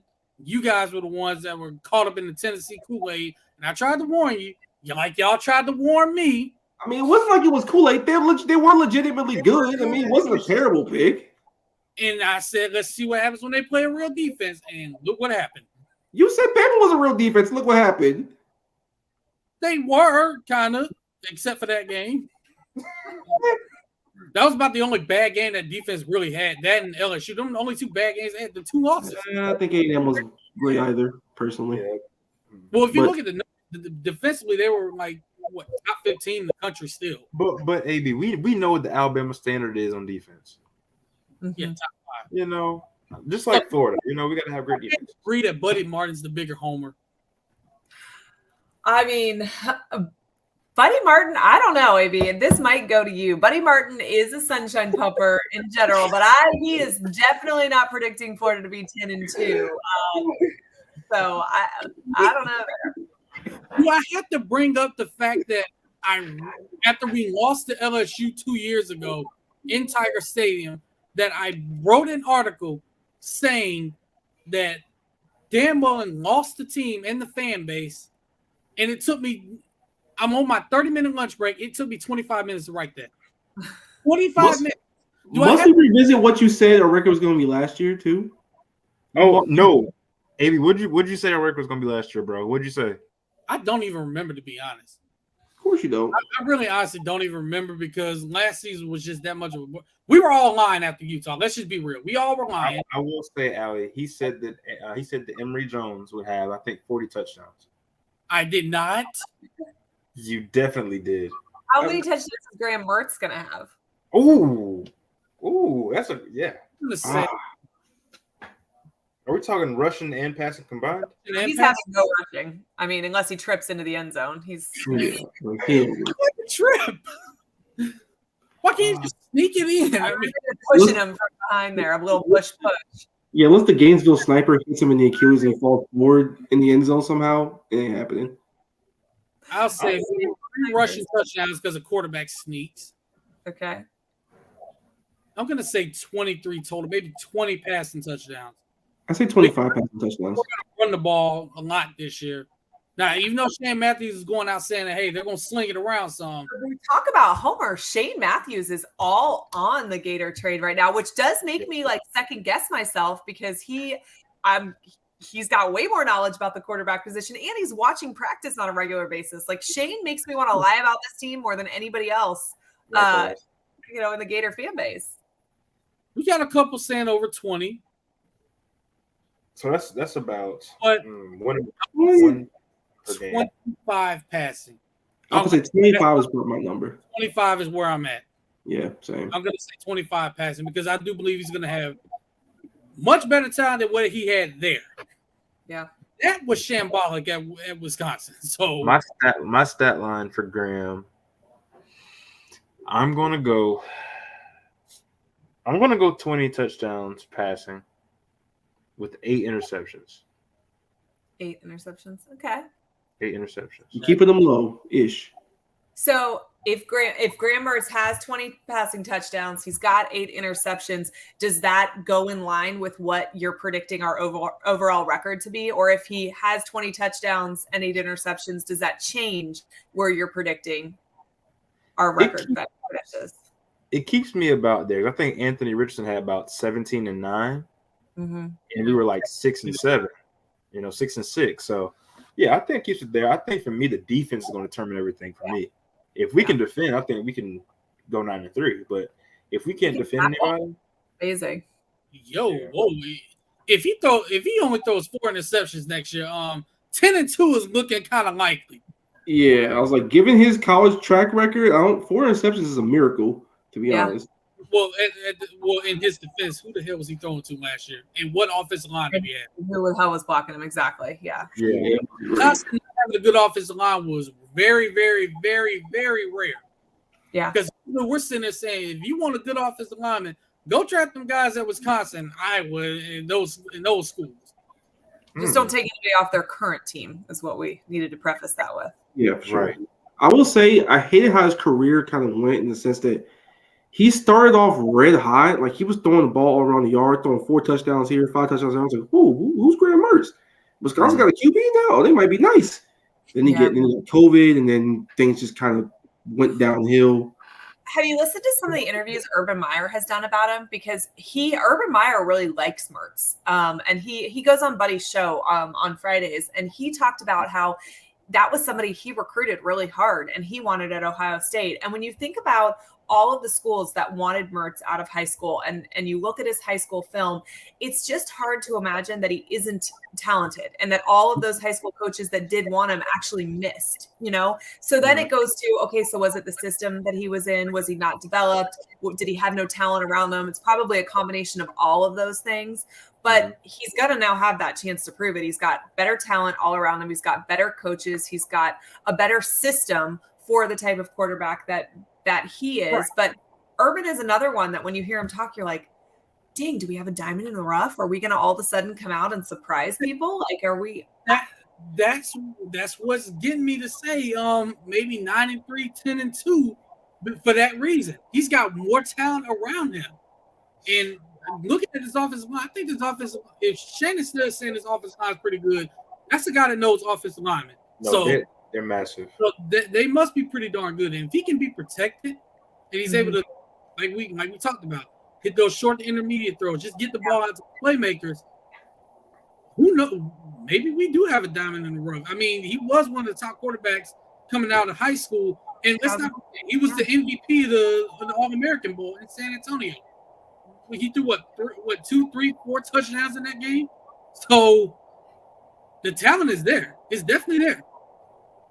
Play calling, man. Play calling is going to be the key. Put them in situations like 3rd and 5, 3rd and 6, 3rd and 7. Not like 3rd and 12, 3rd and 14. Keep him on schedule and he'll be okay. Keep him on schedule. Every so often he might be able to make a play, especially with the receivers that we have. Or he might put it in harm's way and the ball's going to the other team. Who knows? But just keep him on schedule, run the ball, tell him his checkdowns, and I think I can breathe. Bo Nix is all I need to say besides Jaden. You know what? Bo Nix did leave Auburn and go to Oregon and all of a sudden had a really good season. Yeah. That is true, man. But he had more talent around him, too. I mean, let's be honest. But at the same time, you know what we know about Auburn in those days? Yeah, I don't know how the hell he survived. No. Yeah, especially when you watch him literally take a 22-yard sack live in the swamp. That was still shambolic. Him just going back, and all of a sudden he gave himself up. Like, okay. Remember him being painted as like how he was just like the second coming going into that game, though? Yes. The hype around Bo Nix going into that. I mean, Florida had no chance if you like listen to what happened prior to the game. Didn't. Yep. And for me personally, going to some of these games like 2018 against LSU, 2019 against Auburn, when I knew like it was going to be a huge game and everybody was going to be there, I'm driving into Gainesville. I'm like, that's when I got that feeling. Yeah, we're winning this game. We're definitely winning this game. I feel you there. I do feel you there, bro. Yeah. Everybody's there. It's like you just get that feeling. Yeah, we're definitely winning. Like there's no way we're losing this game. Yeah. And it happened. And at Auburn, run was the loudest I've ever heard the stadium. Is that how That's you feel about Tennessee? Is what? You said- I was about to say, is that how you guys feel about Tennessee? Because I kind of get that feeling about the Tennessee game. Like, I feel like we're gonna win the game no matter what. I think we can win that game. That game's my birthday weekend. We better win that Oh, game. we are freaking winning. I'm everybody's saying all the prayer candles in the world that we win that game, and we win against South Carolina for my birthday. I Yes. think SEC Nation will probably be there. Yeah. If we end up beating Utah, we're undefeated. Maybe College Game Day goes there. Who does Tennessee open with? I'm gonna Google their schedule real quick because They play Virginia in Nashville, I believe. right, and then they play Austin P. So they're 12. If they beat Virginia, they beat Austin P, whatever.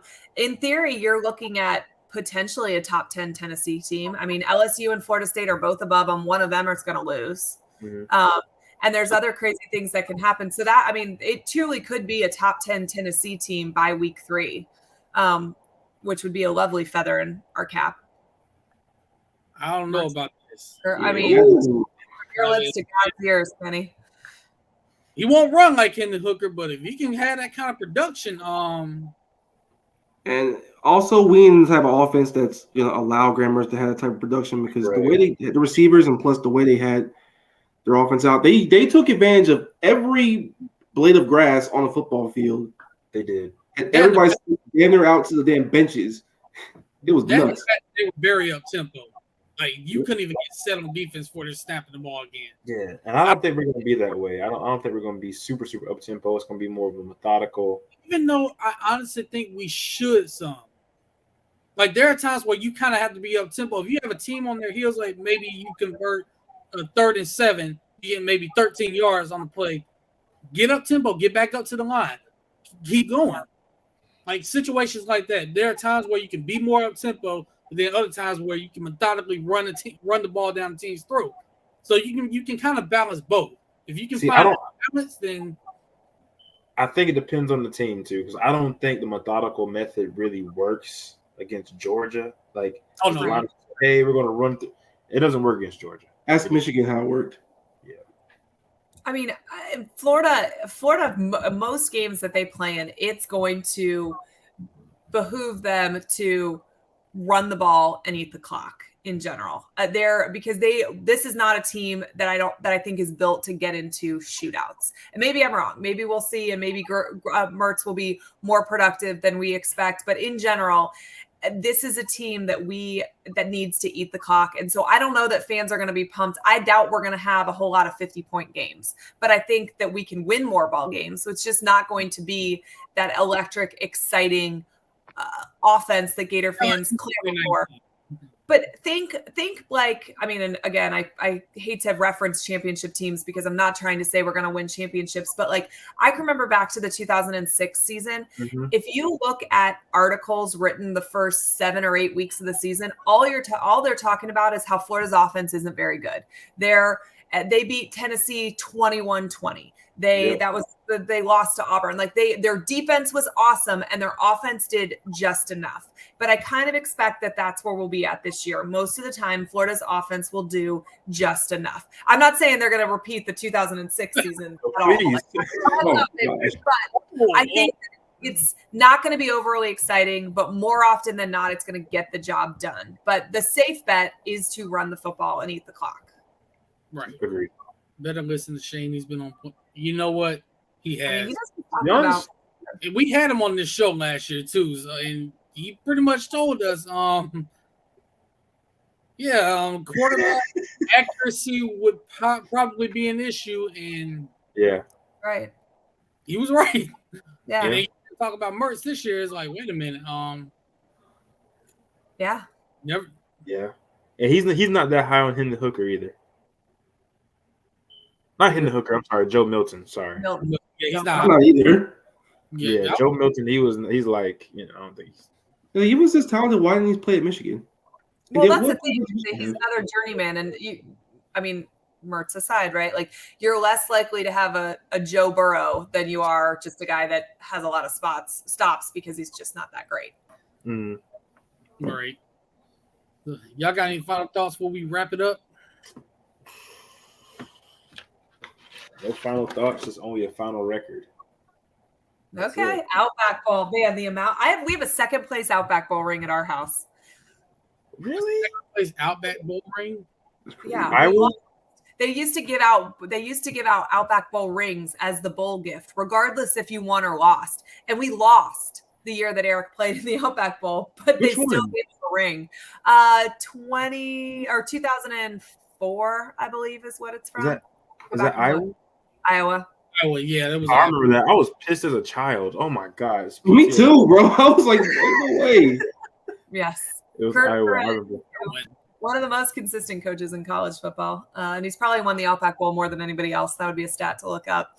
It's Yeah. like a bowl game. You don't really hardly care, but how do you beat a top 3 Florida State team that year, then lose to that sorry Iowa team? Like what are we?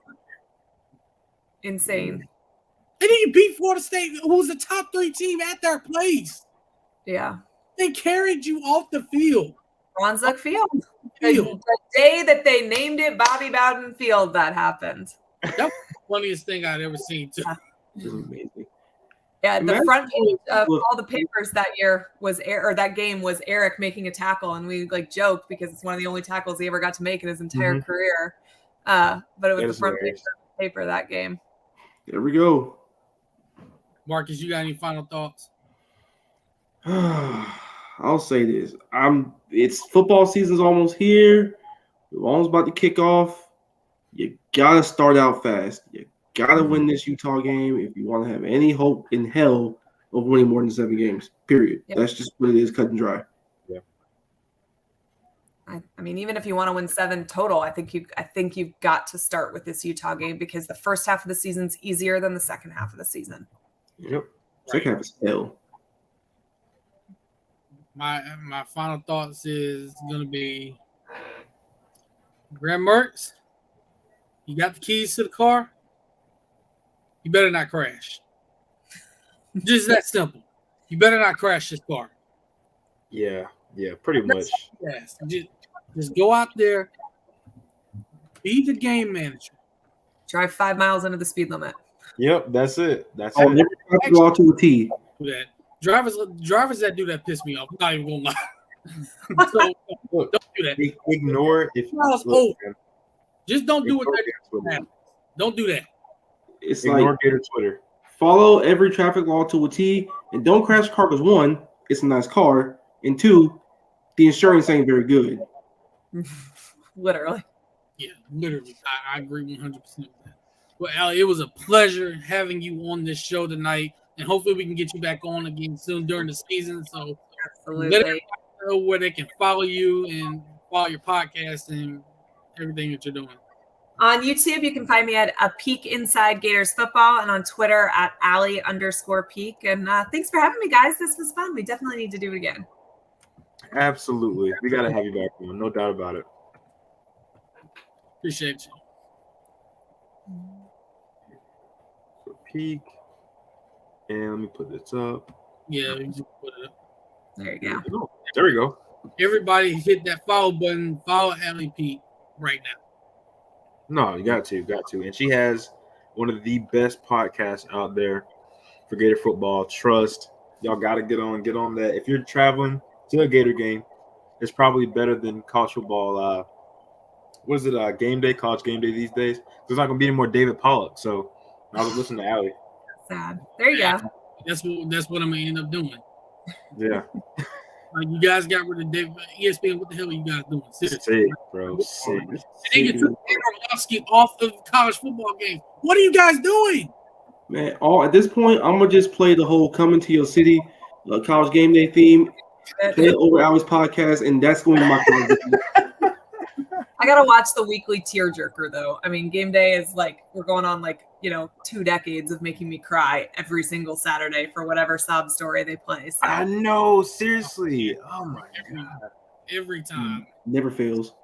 Yeah, I'm trying to eat Chick-fil-A before the games come on. I'm about to cry while eating. So I was watching the one Jabril Peppers. I was like, oh man, like his brother died, all this stuff. His upbringing. I was like, Jesus. Yeah.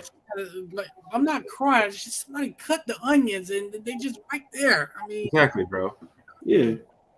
but yes. definitely Oh, did. thank you. She did. She is. Oh, thanks.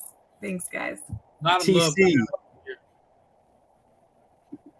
A lot of love, Allie, on here, but yeah, it was definitely a pleasure having you on, and we'll definitely have you back on in the future, Allie. All right. Well, I appreciate it. Thanks, guys. Well, I'm gonna go Thank make sure you. all my children are in bed like they're supposed to be. it's a school night, kids. Yeah. Cool. I did that hours ago, so now I'm gonna go check. All right. All right. All right. That was Allie Peak, guys. This was one of the best shows we've done. Oh, certainly, man. That was fun, y'all. A lot of Great. She is one of the most knowledgeable people we've had on this podcast, bar none.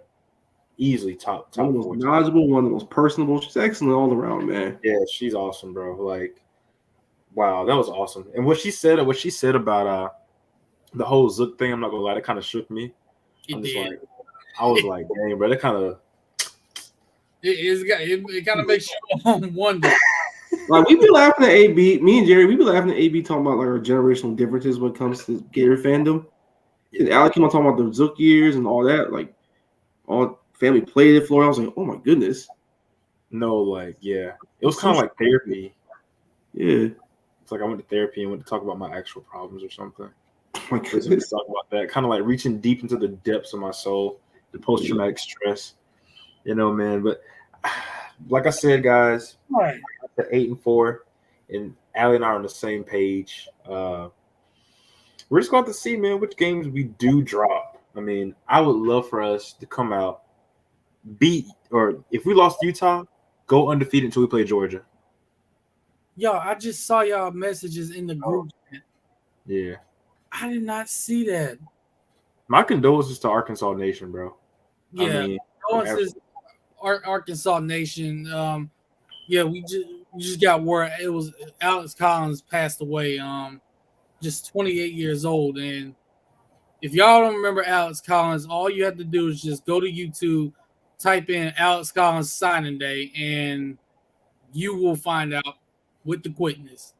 That was one of the craziest signing days of all time because his mom ran off with the letter of intent because she didn't want to go to Arkansas, so they had to send a new one. And his dad was there with him. He was able to sign and go to Arkansas. He had a great career there. Former Seattle Seahawk. Had a good career in the league too with Seattle for a minute there. Yeah. Baltimore also, he got there. He played very well when he got to the league. He had an excellent career in college. He was a wonderful human being, man. May he rest in peace. Yeah. Also a great play, I think. Was it 2015, 2016, that last minute play against who was it? Ole Miss or something like that? It was Ole Miss. I remember that. That was crazy, bro. That was crazy. Yeah, man. Condolences, thoughts and prayers to the family, man. Oh, that one hurt, man. Yeah. I guess some people, because what happened, some people thought it was Sony Michel. Yeah. Apparently it was Alex Collins. So, man, thoughts and prayers to the family, man. Absolutely. But oh man, let everybody know where they can follow you guys. As a matter of fact, first of all, before that, I had it last week. Who got some? It was supposed to be Allie tonight, but it's okay. Oh, man. Oh, I just remembered it. Next time we have her on the show, which will be very soon, she'll definitely have the song of the week. That's right. Marcus, or is it my turn? Is it? I think it might be, dude. It's Jerry. I think it is. Yeah, I think it is as well. Let me see here. Let me see. Wait, hold After on. Let me check. Hold on. Let's see.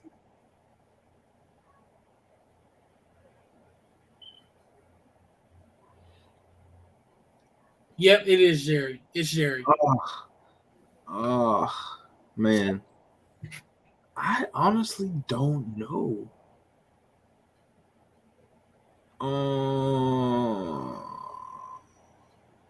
Dude, this is tough. Anybody got any suggestions? Let me see what I got in my suggestion box. Yikes. Well, there's always a few artists you can't go wrong with. I could go Kendrick Lamar, Jay-Z.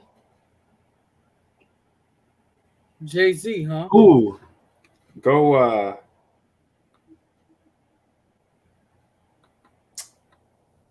Go Feel Good Incorporation by the Gorillas. That is a throwback. That is whoa. What the hell? You definitely want to sing that one. Oh my god! You ever heard that one, AB? That's a major throwback. 2005, by the way. Sheesh. That's been a while. That's when it came out. I was a child at my granddad's house. I was like, wait, this on fire. Never forget Alex Rider, Mission Stormbreaker. Never forget that. That's it. All I'm gonna say is, yeah, music for me. I had to hide some music. No, I'll never forget. I got a Murphy Lee CD when I was a kid. Murphy sounds crazy. CDs. You know how you get CDs and your parents make sure you don't get the parental advisory label. You get the clean version. Mom apparently forgot that on this particular CD. She didn't realize it. She's like, I don't know. I ain't know it was that one. I might tell you, it's too late. I already opened this now. So, Yo, AB just showed his age right there, bro. hey, man, You man said Murphy Lee, bro. Ain't no way. St. Lunatics is moving you? that whole era with Nelly, Murphy Lee, St. Lunatics, bro, they had hit after hit after hit coming out. And by they, you mean Nelly. It wasn't just him. No, it literally was not just him. Like, Murphy Lee had some hits now. Let's be real. Okay, well, what, Shake Your Tail Feather? The Bad Boys 2 song? Him. That wasn't just him. That was the Bad Boys 2 anthem. So, yeah. Because you heard that song throughout the entire movie. No, I will give him his credit on Air Force Ones. He did kill that, his verse on them. Everybody killed that. I still bought that to this day. I ain't even gonna lie to y'all. So I love you, Murphy, especially in the white and blue. No, leave so. I don't do it. No. Who's showing the age now? Yeah, I'm 25. Get the fuck out of here. I was 3 when Country Grammar came out. What you mean? Anyway, yeah. Let everybody know where they can follow y'all, burner accounts included. I don't know. Yes, sir, man. Of course, as always, J Breezy II on Twitter. I am Breezy II is my backup. And J Lamar _II on Instagram. Real quick though, Jerry, if you don't want to get on Twitter again, get on Threads. Bro, why am I gonna Ain't get nobody on using Threads. Get out of here. Who using Threads? No one uses Threads. Somewhat.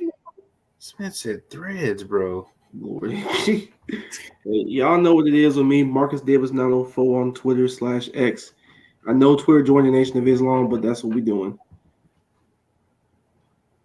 Marcus Davis _ on Instagram. They joined the Nation of Islam, really? That's what we're doing. Hey, man. Instead of Malcolm X's Twitter X, There you go. is Twitter gonna get shot by their own people? And by Twitter, I mean Elon. I'm not gonna comment on that. Like, is this what we're doing on Twitter X? I will not comment, but I want to comment on Elon Musk. When you Hey, honestly, no comments on my end. no comments on my end either, but when you think about that, it is kind of crazy. I just with the X, and now every time I see that X, all I can see is Malcolm X, literally. But, and by the way, Marcus, the Yankees and the Braves game is now over. The Braves, Yankees. Hey, salute. I'm kind of mixed on this series because, as a fan of both teams, Oh, brother. Pick one. I'm happy the Braves won. The offense is clearly generational. 11 runs again. And without Ozzie Albies, by the way, he was out. Yankees do need to win this series. They want any shot at making the playoffs. The Yankees are in hell. They really are. This is why Brian Cashman got to go. Like, the fans are literally going to start going to the games and chanting, sell the team to Hal Steinbrenner. To which Hal Steinberg replies, "You're going to the games, ain't you?" And when they stop going to Yankee games, It's the that's Yankees. when they stop going in. No, they're going to stop. I'm going to tell you right now, Yankee fans will stop going if they feel like they have to. They're not. They will definitely do that. They don't care. They're not. They're not Knicks fans. They're not just gonna show up every time. Let's be Every fan base says that, and it never happens. That is also true. not every fan base. Man, Y'all stopped showing up until y'all had firings. we actually did show up to the games. I don't know what you're talking about. Not when Tom Coughlin was in charge in Yes, the we front did. office. This man is reaching What back. was the Super Bowl when he got there? What are you talking about? In the front. Okay, 1 year. And then it went to hell. Also, like the first several years, he was also the coach. He was a GM. So yeah, Respect Blake Bortles. fuck Blake Bortles. Nah, I love Blake Bortles. On a personal level, I love Blake because everybody in the city has a story about Blake and seeing him at a bar. So for that, he will always be a legend. No wonder his career went downhill. He was in the bars all the time. He's Bar Blake, baby. But you can follow me on Twitter /X, whatever the hell it is, at AceWade1, on Instagram at Ace_Wade1, ladies. And stop looking at my Instagram stories, people. You can follow the podcast account on Twitter at @inside_swamp and on Instagram at @inside_Florida Athletics. We'll be back next week with another episode, and we will be 1 week closer to the season starting. It actually starts not this weekend, next weekend. Hey, Next weekend, week 0 game. hey, you know what that means? We got to do our picks. Right. We're gonna see what we're gonna do, man. Maybe we have some guests on here or collaborate. I think last year we did Tony and Cam. So Get in touch with them for tomorrow doing indisputable evidence if they can. okay. I'm gonna Yeah, get in that's touch with them. I don't know, like y'all gonna have to help get in touch with them. But yeah, so we can do pick that because on top of that, we have to talk about this controversy of Oh, bro. Florida in 2018 Clemson. Bro, wait, pause, bro. We're gonna have to get some stats. Yeah, we gonna bring that next week. We gonna bring tomorrow. If they join the show tomorrow, we gonna bring that tomorrow. We gonna have to bring them stats up. Even if they don't show up, we bringing them stats up. Do we really have to? Yes, we do, because it is shambolic how people don't It's think. disrespectful. Disrespectful. I don't think it's that shambolic personally, but that's just me. You turncoat. I ain't a Turk. I just don't give a shit about this stuff. You blasphemer. But yeah, we'll be back. This is the one time I will say I'm with you on this, AB, because I just thought it was blasphemous. I'm like, you line up any corner. Well, This very much is a thing where we or the fan base has a higher opinion of the 08 Gators than the rest of college football. Well, we can say that about Clemson fans in their 2018 team. I mean, that 2018 team was pretty damn nice, respectfully. So was that 2008 Florida team that beat the hell out of everybody after the Ole Miss game, including 3 top 10 teams. Respectfully, that 2018 Clemson team beat the shit out of one of the best Bama teams of all time. The freshman quarterback. Was that the only good team they played all year? I mean, and that was supposed to be okay. But I'm just playing. But see, in all seriousness, I don't really care about this stuff. The comparison from old teams in different eras and different times is something that's just a really useless exercise. Well, we'll be. all I'm saying is, Marcus, I've seen your quarterback play professional football, and to be quite frank, I think he's throwing about 3 to 4 interceptions. So Your quarterback ain't gonna make it to week 7. I don't want to hear you. Your quarterback barely made it. Look, I know, bro. Quarterback got hurt. He came out with 27-0 in the Yes, playoffs. the game had to get saved by Jalen Hurts. Look, bro, chill out, bro. Chill out. My quarterback's Lamar Jackson. Oh my god! What are you trying? What about, man?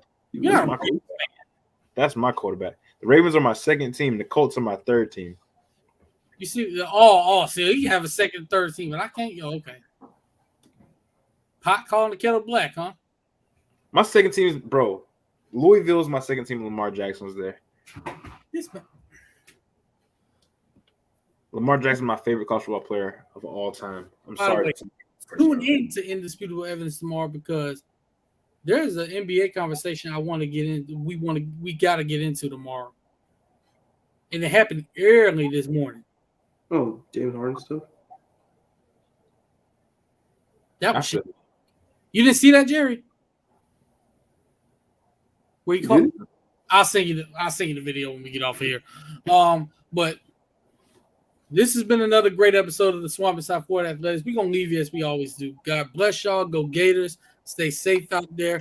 Take care of your mentals. Take care of your loved ones. Tell them you love them every single day and check on them every single day. We preach every day, every single day.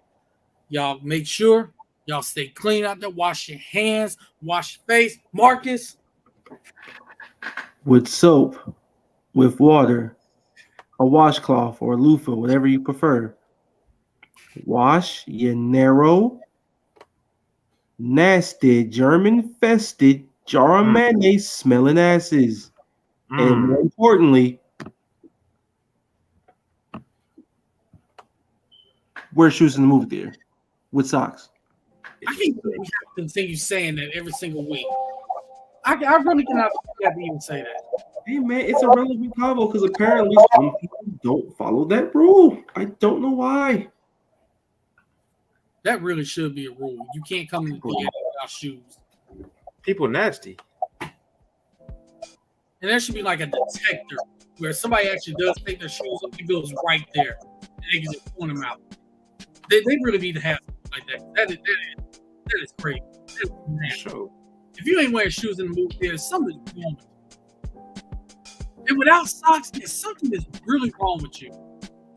Nasty. Stinking ass feet. What the hell wrong with y'all? Hey. But we will leave y'all. God bless. Go get this. See y'all next week. Y'all have a good night. Go Gators.